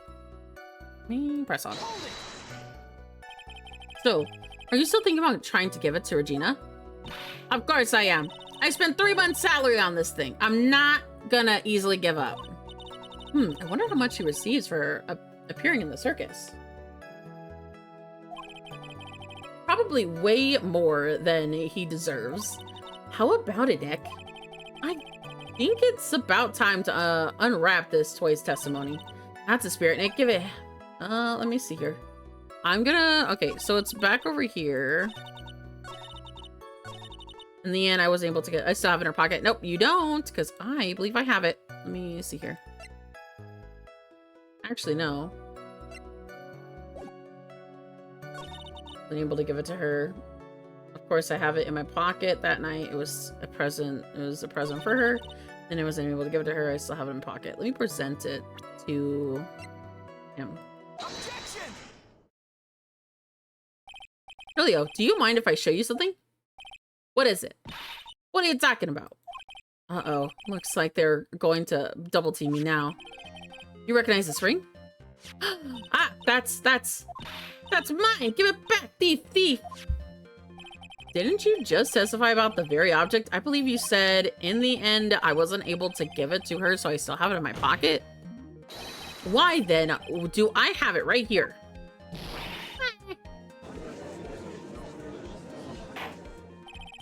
What is going on here? That's... Ben, say something. Don't pull me, or... don't put me on the spot like that, Trilio. I found this in the monkey's room. In Money's room. Money's room? You mean a room where they put the money like a bank vault? Ah, that filthy monkey is gonna get what's coming to him. Mr. Quist, I would prefer if you avoid slandering innocent Fayets in my court. Well, Your Honor, Money really is a monkey in every sense of the word. Ah, I see. Well then. Money likes to go after the shiniest things that he can find and gather them up. Shiny things? Trilio, when was this ring stolen from you? Well, I suppose it was that time, you know, that night, the night of the crime. What did you just say? Details. I need more details. Well, it was stolen right after Max showed up in the plaza. Right about when you saw the defendant walk, correct? Well, I guess you might be able to say that. The ring might have, well, it could have been taken around that time. Ah, yow! Yeah.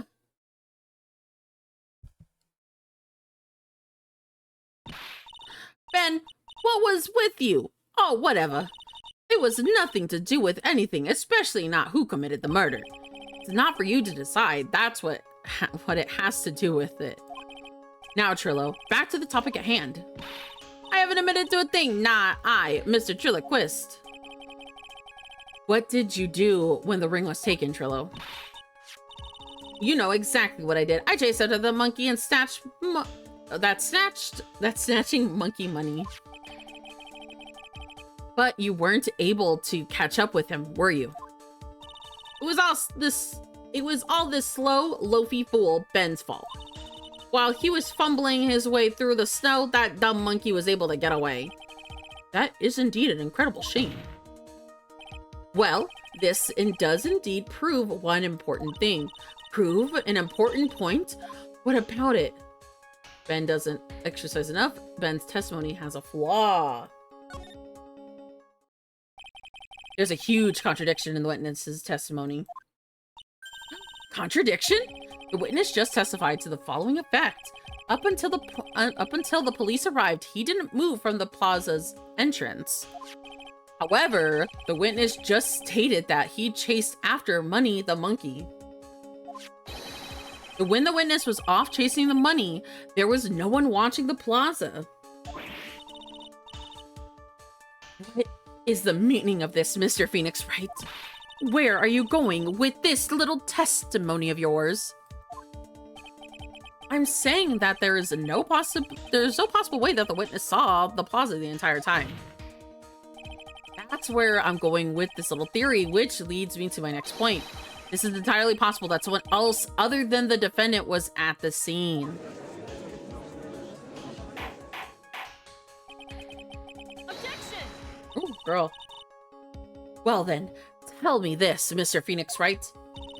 Do you have any proof that something slipped past this vigilant ventriloquist? Well, he obviously didn't see the victim, the ringmaster, arrive to the scene. However, that doesn't change the fact that he saw the defendant arrive. This witness is lying. He is blinded by his rivalry with Max.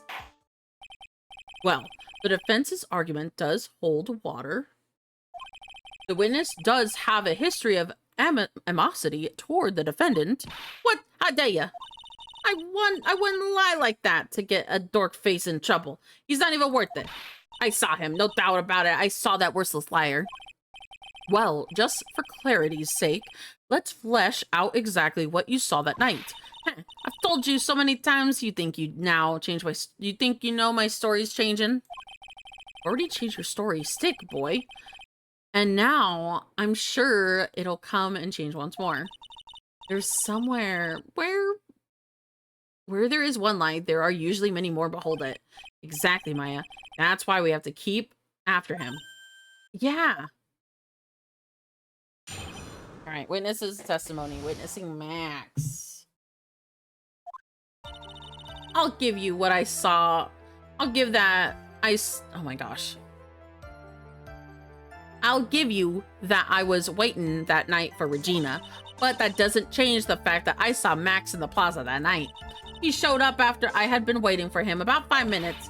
I said good evening to him, and he didn't even acknowledge my presence. I am absolutely sure it was him. I saw Maximilian Galactica at the scene. There's no way I could have mistaken someone wearing those 3 ridiculous symbols.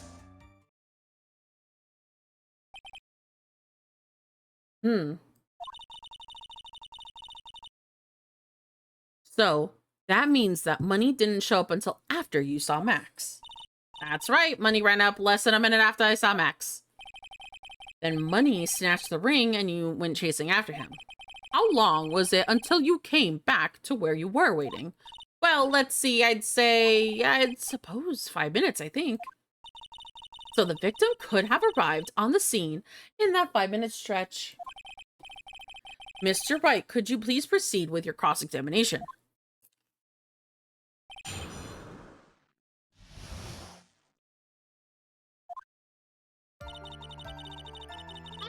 I'll give you that I was waiting for Regina.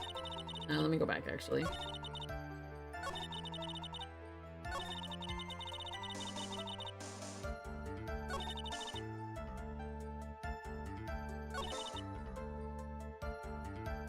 Let me press him.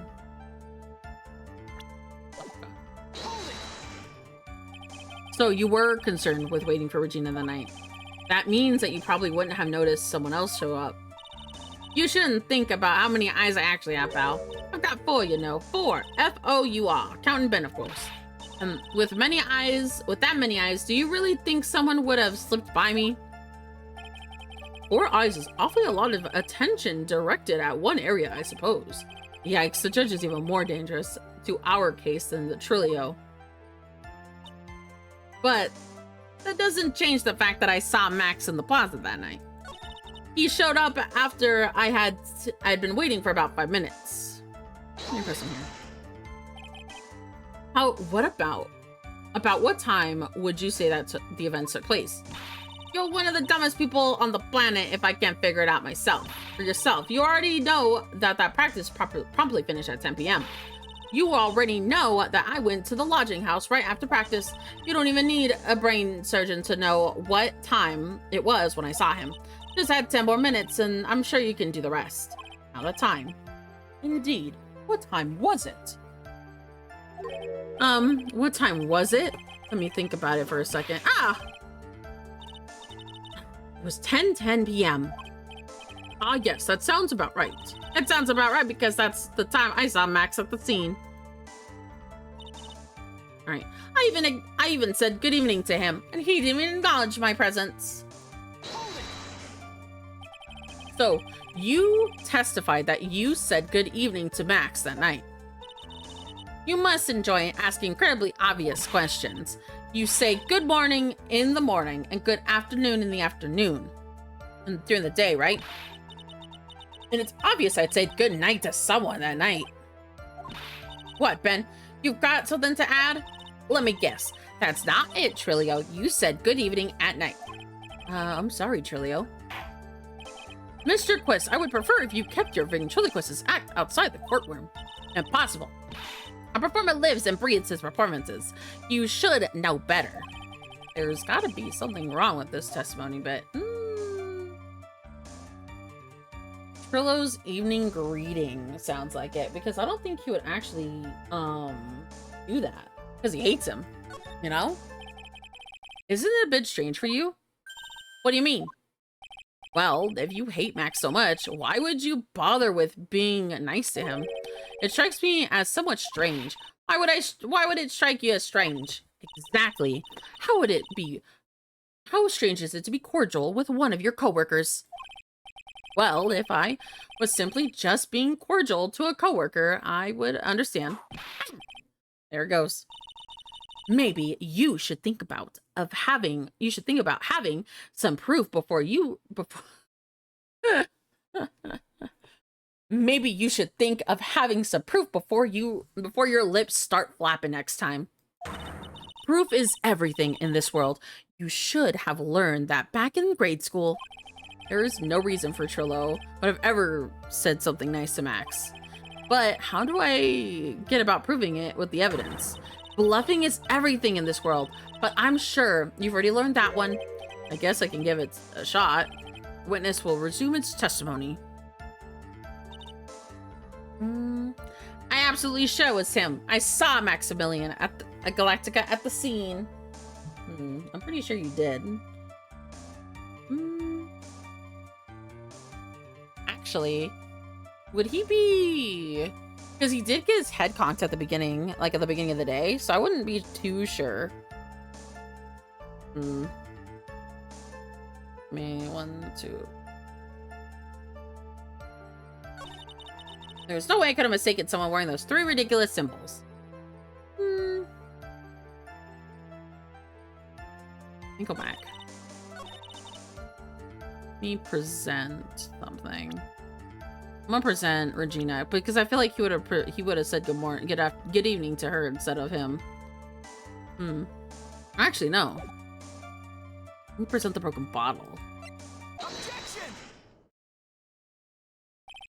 Trilio, is it not true that you had a fight with Max on the day of the murder? A fight? A fight over Regina, to be exact. It wasn't that big of a deal. It was just an argument of disagreement at most. A disagreement usually doesn't end with someone getting clonked over the head. That morning, Ben got clobbered over the head by Max, didn't he? What? Is that an admission of assaulted battery? Ouch! Before we handle that, we should wrap up the defendant's murder charge first. The truth is that on the day of the crime, the defendant and the witness had a huge fight.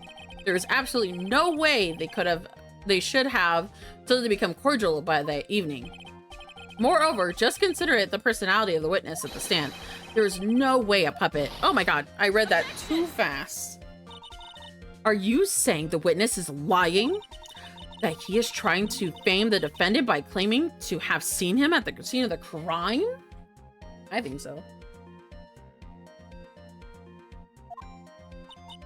I didn't tell a single lie. Honest, I just... That's enough from you, Mr. Quest. Mr. Wright. Yes, Your Honor. Let's clarify this statement for the court. Could you explain your theory about who the witness actually saw that night? I think he saw a different person. It is my belief that the witness did indeed see someone that night. It was just that it was someone else.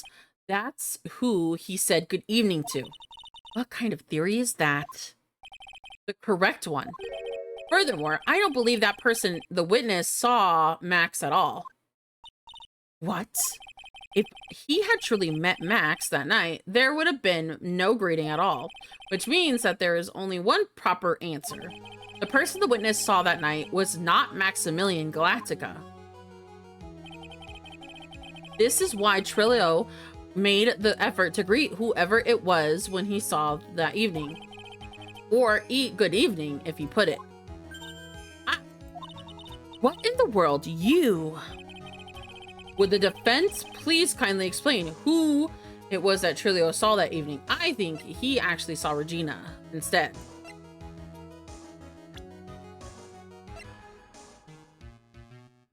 Because everyone else is in jail, dead, definitely is at the home, so it'd definitely be her. Take that. This is the person the witness saw that, or oh my gosh, this is the person this witness felt that need to greet that night. How about it, Mr. Quist? How about you stop asking me such ridiculous questions? You show me a picture of all. You show me all the crappy pictures you like. There is not one I wouldn't greet. What the oak are you doing, Woodman? You better not say, Trillo, watch your mouth. Well, okay, sorry but about that, Trillo. Order, order!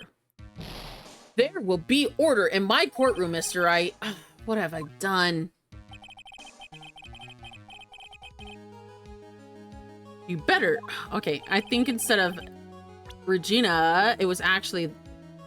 Actually, I think it was probably the man himself. Let me go back. He wasn't dead by then. Considering the ill-tempered of the witness, there is only one person he would have greeted. It must be Regina. It's Regina, right? She's so cute. No, Your Honor, it is not Regina. It was Regina. If it was Regina, Trillo would have given her the engagement ring as a present. Oh, yeah. I suppose you've got the point there. It was Russell Berry, the victim himself, was it not? You are correct. It was indeed Russell Berry. The person you saw that evening was the victim, the ringmaster Russell Berry. That's why you greeted him. Isn't that correct? Answer the question, Mr. Quist.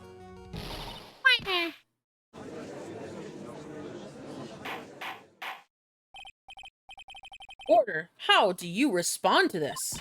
Wait a second. Well, at first I thought it was the old man. But once I got a better look at him, it was obviously Maximilian Galactica.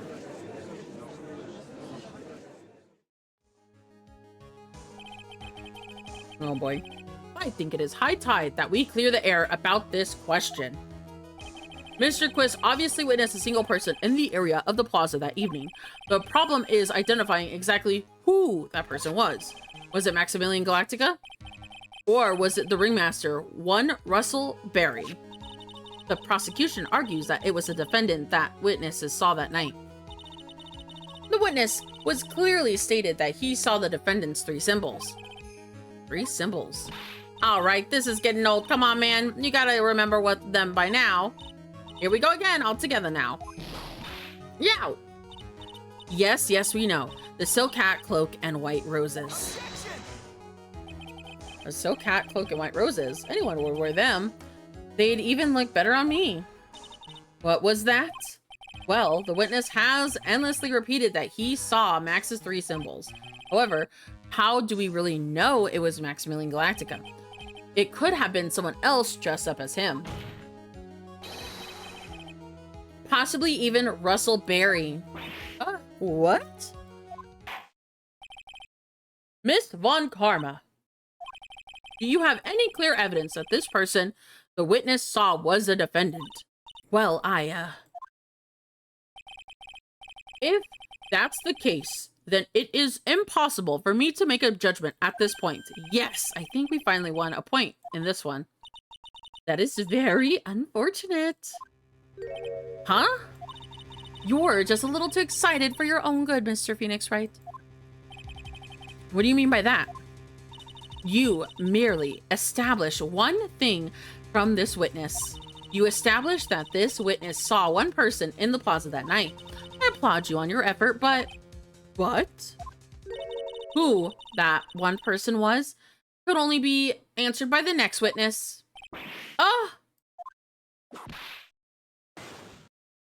Your Honor, the prosecution will provide beyond a shadow of a doubt an answer to the question and evidence that clearly establishes one thing.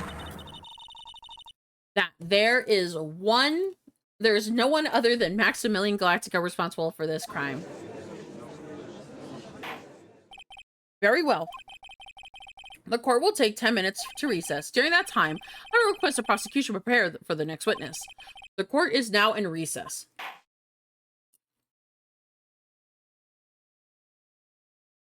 To be continued. progress. I would like to see my progress. And honestly, this is probably going to be a good place to go on a little break anyways. So I'm going to overwrite it here. Hopefully, you had a good break. And, all right, let's get back into it. Part 2.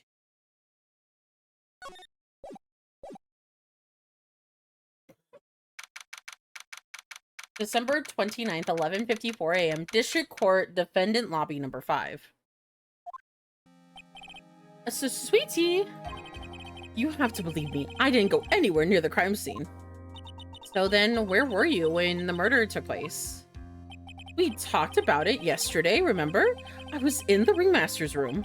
And while you were there, it was the ringmaster who had left the room, right?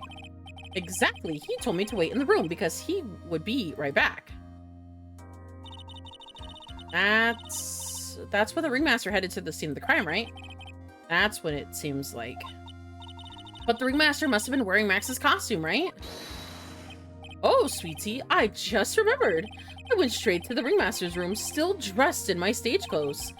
But when I got there, I went and took off the costume. Which means that the ringmaster could have taken his costume and went looking like Max.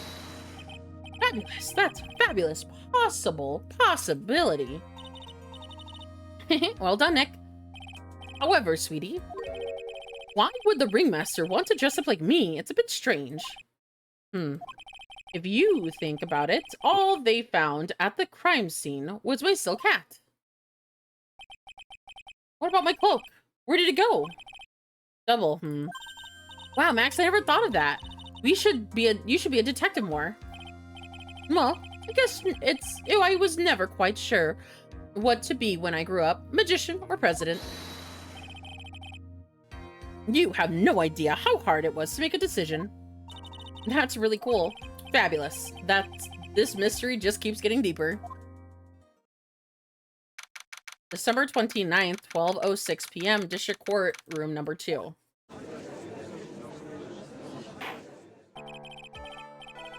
Now that everyone is back, let's get started. The court is now back in session. Miss Von Karma, please proceed with the prosecution's case. Very well. I will now call my next witness. A pitiful clown with an unfortunate distinction of having been seen the entire thing. Will Mr. Lawrence Curls please take the stand? Why did she have to call him a pitiful clown?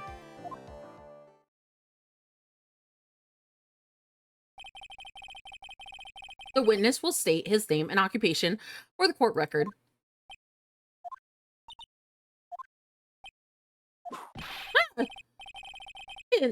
Oh my god.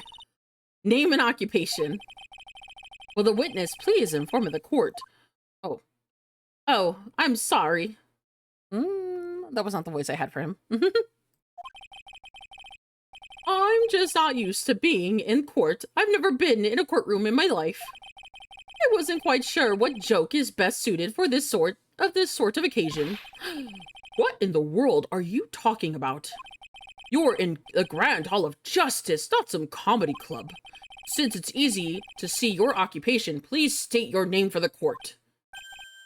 Oh yeah, maybe this joke is okay.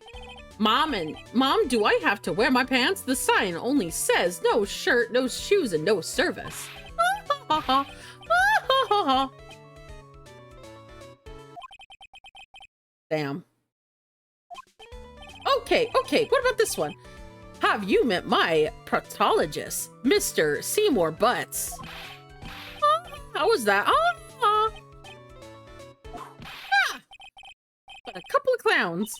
Your name? Lawrence Curls, professional funnyman, also known as Mo the Clown.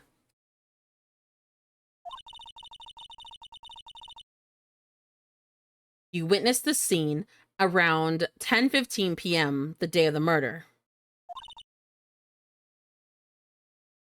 Correct? Yes, it is. Very well, Mr. Curls. Will you please testify what you saw that evening?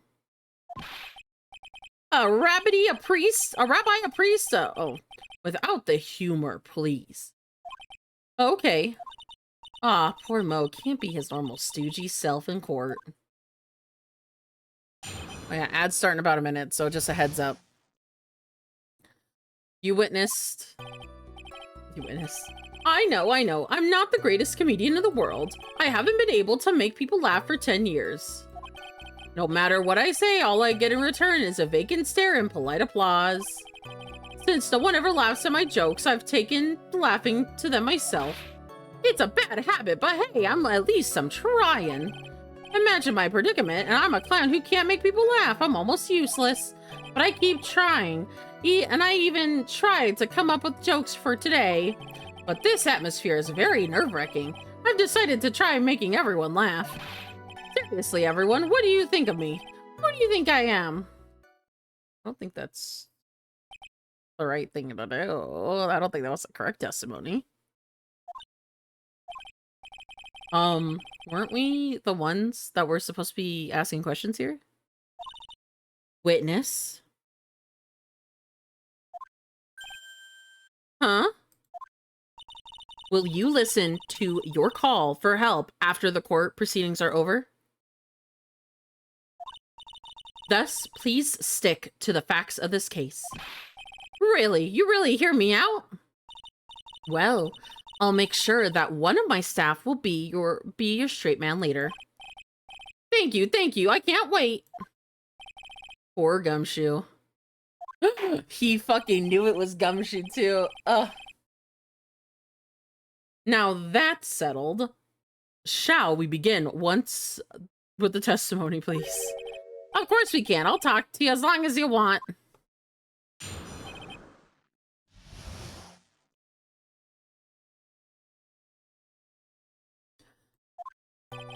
The night of the murder, after practice was over, I went back straight to my room. You have no idea how tired I was. I was so pooped. I thought I'd go straight to sleep. But before I did, I glanced out the window. That's when I saw two silhouettes. They were a bit far away, though. It was the ringmaster, and then there was Max, who was wearing his cloak. I kept watching them, and all of a sudden, Max clonked Ringmaster over the head.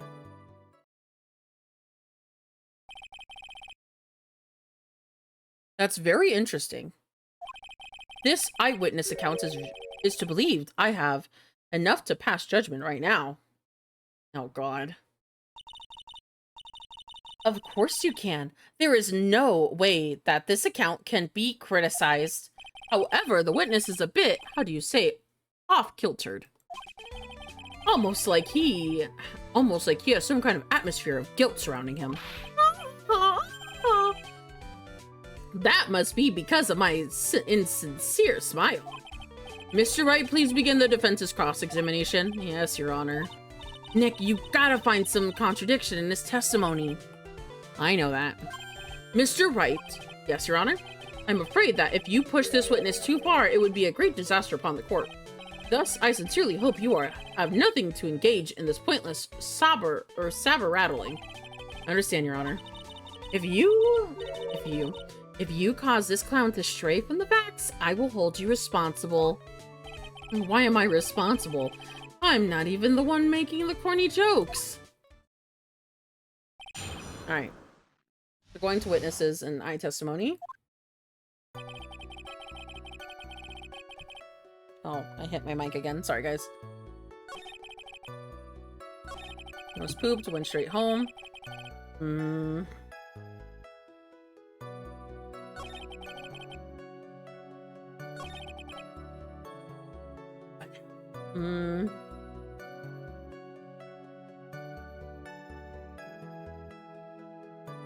Night of the murder, I went straight to his room. I have no idea how tired I was that night.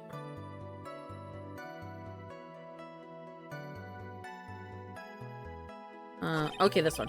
I thought I'd go straight to sleep before I did, and I glanced out the window. Let me press him. You just happened to glance out the window? You could say that. You could say I also peeked, stared, glimpsed, peeped, and eyeballed. Mr. Curls. Oh, I guess synonyms aren't allowed either. What should I do? I wonder if I should press him further on the issue. Oh, buddy. I think we can press, Let's press him.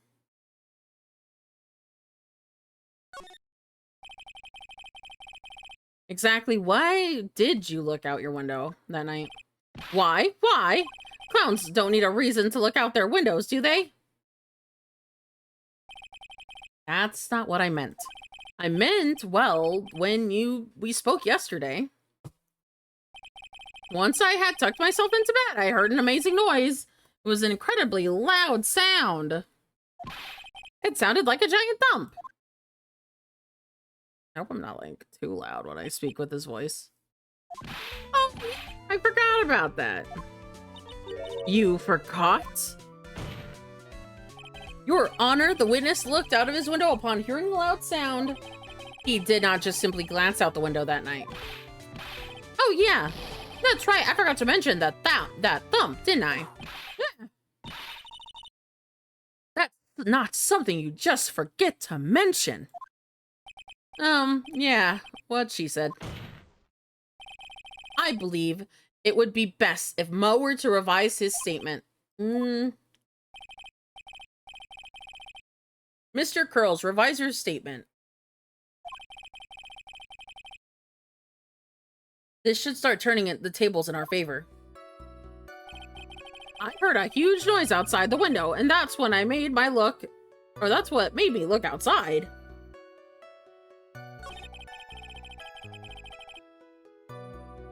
That's when I saw two silhouettes, and they were a bit far, though. If it was the ringmaster and it was Max, who was wearing the cloak. Oh, fuck. It's outside the box again. I kept watching them, and all of a sudden, the ringmaster clonked Max clocked the ringmaster over the head. You say you saw the ringmaster get clonked, right? Yes, I did. That's the climax of the story. He really does enjoy completely random non-sequitur. What would you say the victim was struck with? You mean the weapon? I have no idea. The weapon wasn't found at the murder scene, right? That's not what I meant. You said you saw... Did you see everything, didn't you? I did. I suppose I did. Wait, no, I didn't. I didn't see a weapon. Ha ha. Mo, did you or did you not see a crime of murder committed that night? I will not permit you to harass my witness in this manner. You better have an excellent reason for attacking this poor clown. Because if you don't... Oh my. If you don't, you know what is waiting for you. A nice penalty. Oh my god, that's fucking huge. Y'all can't fucking see it, but goddamn, that's like all my bar. Let me just move this down a little bit. No, I can't even move. Well, I guess I can move the whole screen down. But yeah, that's all my bar. Let me go back. Gulp. This isn't a bit melodramatic. So, what will it be, Mr. Wright? Do you have any clear bias to believe that my witness did not see the crime? Of course I do. Of course,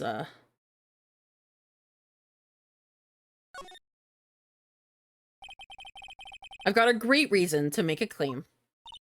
And I suppose you will be telling us all about this great reason. Of course, I will. There's a reason.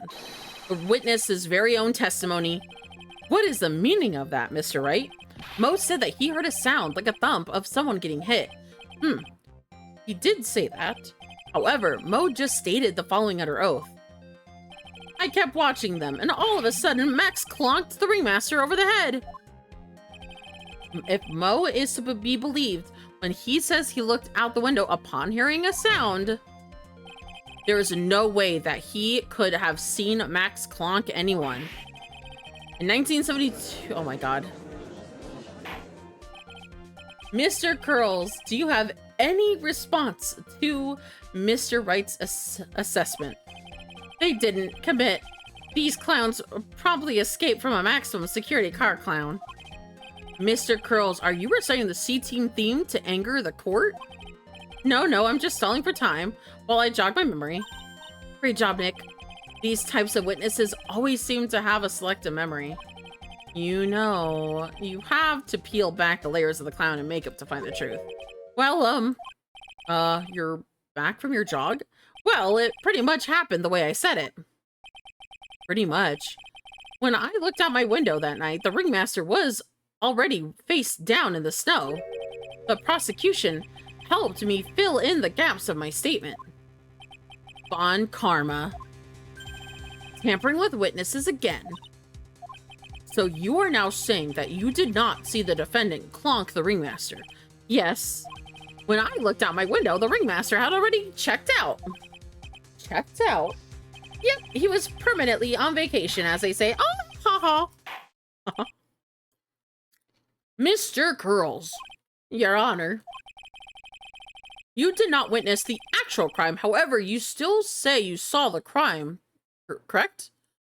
Hello. Good morning, Snorlax. Yes, exactly. The ringmaster was slumped over, and I saw someone's silhouette next to him. Very well. Then please testify to this silhouette you saw. I expect the truth. If I even catch a hint of a joke from you, I will put you in a holding cell until you learn the court etiquette. Got it? How are you doing, Snorlax? Got it. Wait, did I click on auto? Oh, I hope I didn't.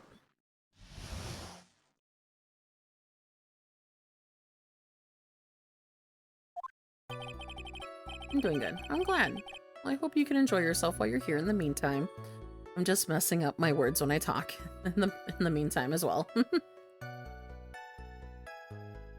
It was a bit far away. Hold on.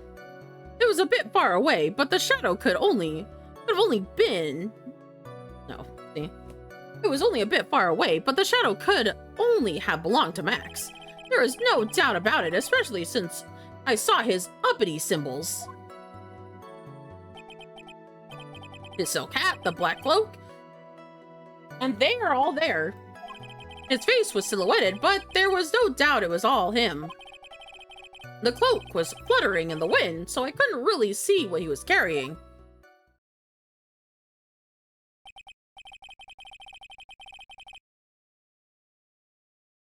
It does seem as if the defendant was at the scene of the crime. If it took the clown long enough to get his facts straight.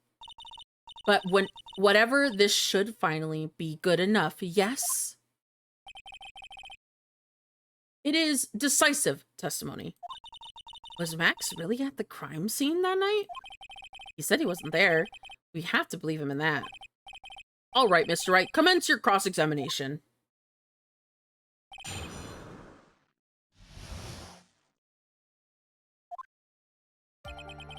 He's actually missing it because there's supposed to be roses with Maximilian as one of his 3 symbols.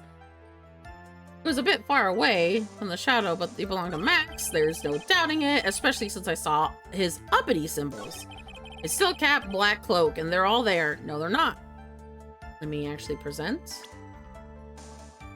Look at the poster again. He had the white roses and the white roses and the silk hat and the cape. But it's not a black cape, it's a purple cape. Let me present this. You say you saw Max's uppity symbols. I suppose so. The silk hat and the cloak, right? Mo, everyone knows that Maximilian Galactica has 3 uppity symbols. 3 symbols? Yeah, everyone get ready all together now. Silk hat, cloak, white roses. What the? Who cares if he knew that there were 3 or not? He saw what he saw, and he saw the symbols. He just forgot to mention one. Isn't that right, Mo? Yeah. Would you like pie? Oh my god, he actually said the whole thing of pie. Silence, fool. You are to respond with the whole truth and no factions. Order. Order. Mo, you didn't see the roses, did you? To be honest, There weren't any roses on that person I saw. The crime scene was dark. It was obviously too dark to see that kind of detail. But the witness said he was able to see the silhouette of the criminal's face. Not to mention the roses were white. There was no way he could have missed them. Then the roses must have been fallen off when the defendant assaulted a victim. If that was the case, then the police would have found them near the crime scene. Just at it right now. Holy crap. Mr. Wright, are these white roses truly material to the facts of the case? Clearly not. He is just toying with this court. I got her on the ropes now. These seemingly insignificant facts have nearly failed to lead me to the truth yet. Someone is toying with the court, and it's not me. Your Honor, do you recall Trilio's testimony? There's no way I would have mistaken someone wearing those ridiculous 3 symbols. How could anyone mistake that crazy getup and this stuck-up and his stuck-up nose so high? How could you mistaken someone wearing such a snobby 3-piece getup? Trilio saw them all. Trilio saw all 3 of Max's symbols. However, this witness claims that there are no white roses on this person. There is absolutely no doubt that this is a contradiction.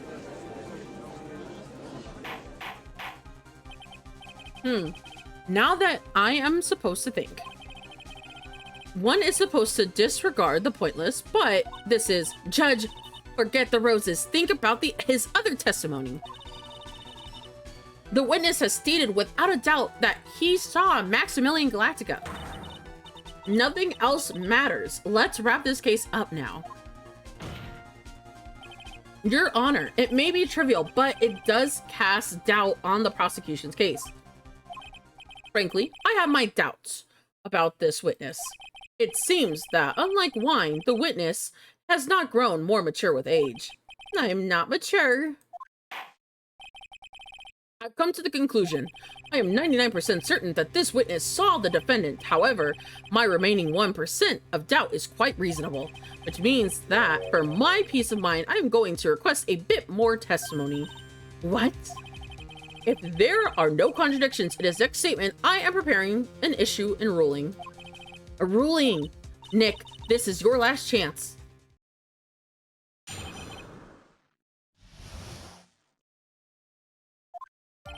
There is no doubt in my mind that there is no white roses that night. However, all the other symbols were there. I'm equally sure of that. Especially a silk hat. There is no way I could forget seeing decorations on it. He was wearing it the entire time he was on the scene.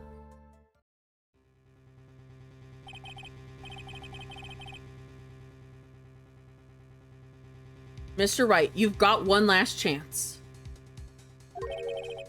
This one chance? I will not allow even the slightest hint of badgering against a witness. If you are going to prove me that there is a contradiction with Mr. Curls' statement, you better have at least a shred of evidence to back it up with your accusations, which I do. I do have evidence. Only got a single shot at this. I better be careful.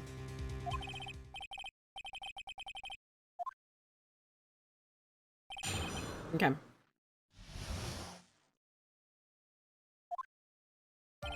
There's no shadow of a doubt. The white roses. However, especially since they're all there. He was wearing it the entire time he was at the scene.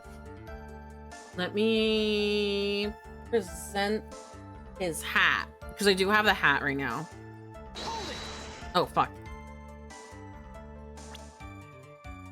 I'll be more honest. Ow! You promised, Mr. Phoenix, no more badgering. Oh, fuck. I pressed the wrong thing. I'm finished. No. I'm not going to whip me too, are you? Maybe after court. I'm thinking if you're into that kind of thing. But isn't it kind of pointless if you're gonna only whip me after court?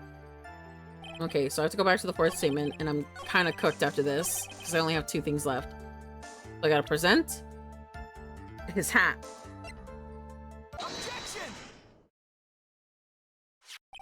This wouldn't happen to be the silk hat you saw that night, would it? Yep, that's the one. That's the hat he was wearing that night. No question in your mind? Exactly. How would no one mistaken that thing? I see. Is there some sort of problem, Mr. Wright? Miss Von Karma, where exactly was the silk hat found? You must always ask these questions. It was found at the scene of the crime. The crime scene. That means the silk hat fell off at the crime scene. However, the witnesses clearly testify on the contrary. The witness stated that he was wearing it the entire time he was wearing it. He was wearing it at the scene. No! That's not true! Order, order, order, Mr. Curls! Yes, Your Honor. What is the meaning of this? Are you old enough to know better than to behave like this in court? Hey, that's not right. That's so harsh. That's not right. What's not right is your eyesight and your testimony, amongst other things. Why are you being so mean to me? What did I do? Let me guess, you just didn't like my jokes or something, right? You didn't have to go insult my eyesight or memory. They're both great. Seriously, why? Just because you're sitting up— oh my god, he's going fast. He's going fast. No matter how old I get, I'm always being younger than you. Wah. Enough of these childish outbursts, Mr. Curls. Who do you think you are? I am him. I saw him. It was Max. Even if he didn't have his roses, he was still wearing his dumb silk hat. I'm telling the truth. He's turned into a bratty little kid. It's pitiful, isn't it? He left the scene wearing that dumb silk hat. He was there. He left the scene? What's the matter, Nick? There's something I've been mulling over for a while now. Mo? What? What do you mean? What do you want? You just said he left the scene. Exactly how did the murderer leave the scene of the crime? What? Alright, he went, what do you mean, how did he leave the scene? You can't ask me that. Mr. Phoenix Wright is badgering the witness, Your Honor. Objection! This witness's testimony is full of holes, Miss Von Karma. This process is useless. Grr. You've got a point. Let us hear the witness has to say on this matter. Is it all right with you, little guy? Don't you talk to me like I'm a little baby. Besides, what kind of stupid question is, how did he leave the crime scene? The answer is obvious. He just turned around and walked away. That's what I expect you'd say. You sure know what's happening. Say what? Huh? I'm sure I know exactly what you're going with this. Lawyers nowadays sure do love to harp on the smallest things. Fuck. Do you have any proof to counter this story? I do. The crime scene photo.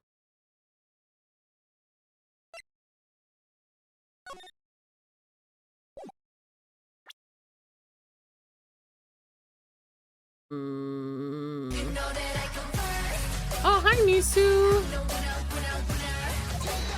Thank you for this stretch and posture check. I appreciate it. Let me check up. And the water break. Ugh. I'm living on the edge of glory right now. Let's go. Hello. How are you doing? I'm doing okay. I want to try and get real far in this case right here. I'm making good progress right now. I'm on part 2, so that's really good.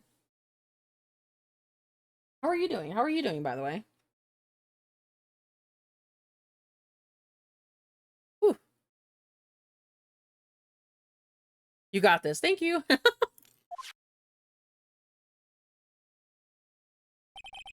The problem is that the footprints in the snow. Footprints? In this photo, you can clearly see the footprints of the victim. However, where are the criminals' footprints? They aren't there. Oh, yay! I'm barely alive due to Shark Week, otherwise I'm okay. Glad you're doing good. I'm glad. And I hope you can rest up and get some like a warm blanket to chill out with, you know?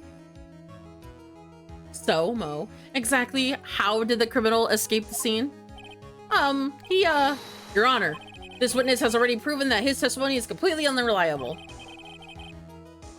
I move to strike all of this witness's testimony from the court record. I agree. This clown's testimony is rickety as the clown car he came into court in. Wait a second. This guy? You guys are just gonna ignore everything I've said? Fine, fine, I'll tell you the truth this time. Wait a second.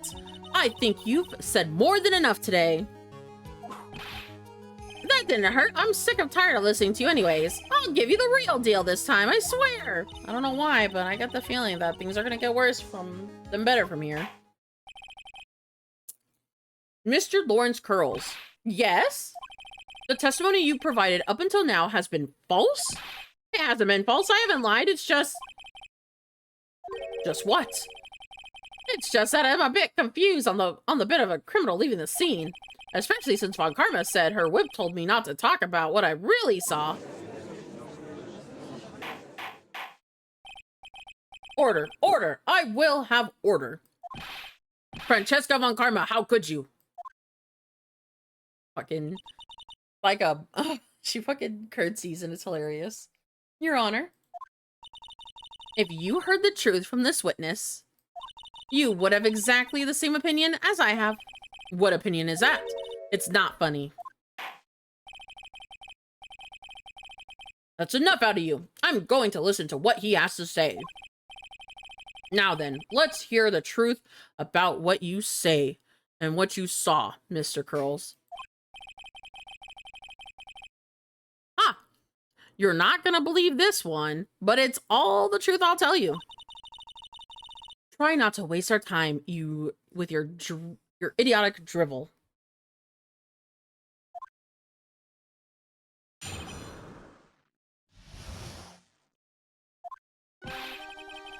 Now it's time for our next segment, Mo Knows. Everything that I've said up until now has been the truth. When I looked out the window, the ringmaster was down and Max was standing above him. He wasn't wearing his white roses, but he was wearing the silk hat. And that's when I saw he...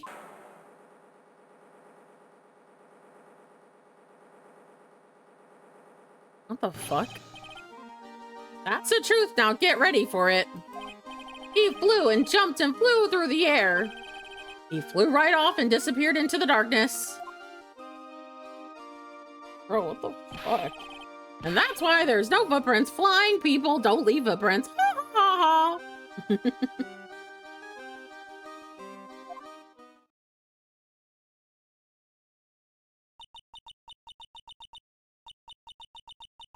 I told you, it wasn't funny. Do you believe me now?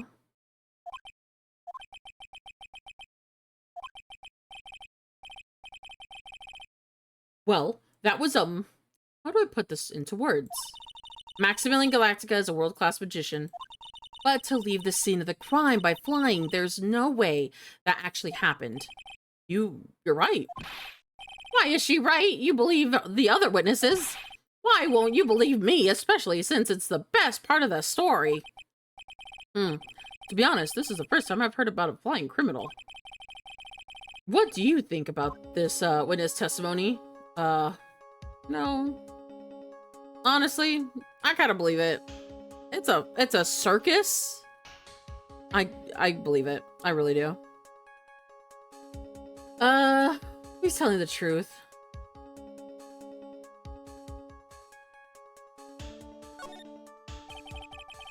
Well, what he just said was so strange, I don't think he would have made it up. Which means that he is telling the truth? That's what I think. Nick, wait! That means that Nick actually used magic! Yikes, you're right. How? Only a foolish-looking fool could be fooled by such a fool's foolish dream. Don't be ridiculous. Magic does not exist.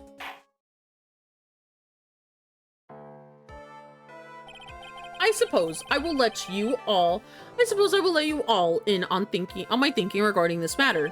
The criminal disappeared into the sky. I'd love to believe that. But I can't wrap my head around but I can't wrap around my head I just can't wrap my head around how that could actually happen. You imbecile. If you disregard a need for proof, Miss Von Karma's case is sound. However, I've got the feeling that this case is in dire need of more investigation. Thus, I will conclude today's proceedings at this point. I will undistributed fact of the criminal of this that the criminal left no footprints at the scene. Tomorrow, I want us to find out the reason behind this mysteries. Yeah. Ugh. I believe that's enough for today. Court is adjourned.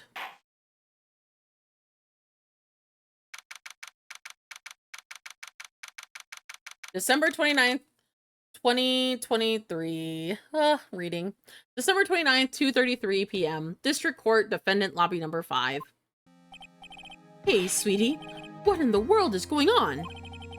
That's what I want to know. They say the criminal flew off into the air and disappeared. Thanks, I can't believe I'm asking this, but you don't think you didn't fly that night, did you? I know you didn't mean to ask me such a fabulously stupid question. I can't fly whenever I please. It's not that easy. But it looks so effortlessly when you're on stage. It's not that simple. I'm not actually flying on stage. It's invisible wires having me hoist them through the air. Wow, you just told me a secret to your magic.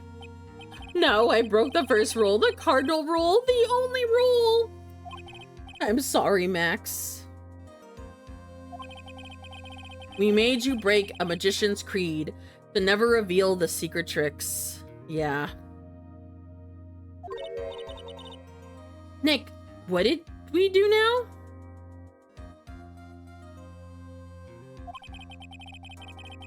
All we can do now is hope we find the flying criminal in court tomorrow.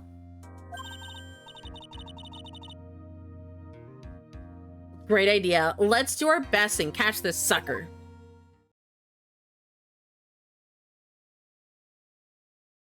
To be continued.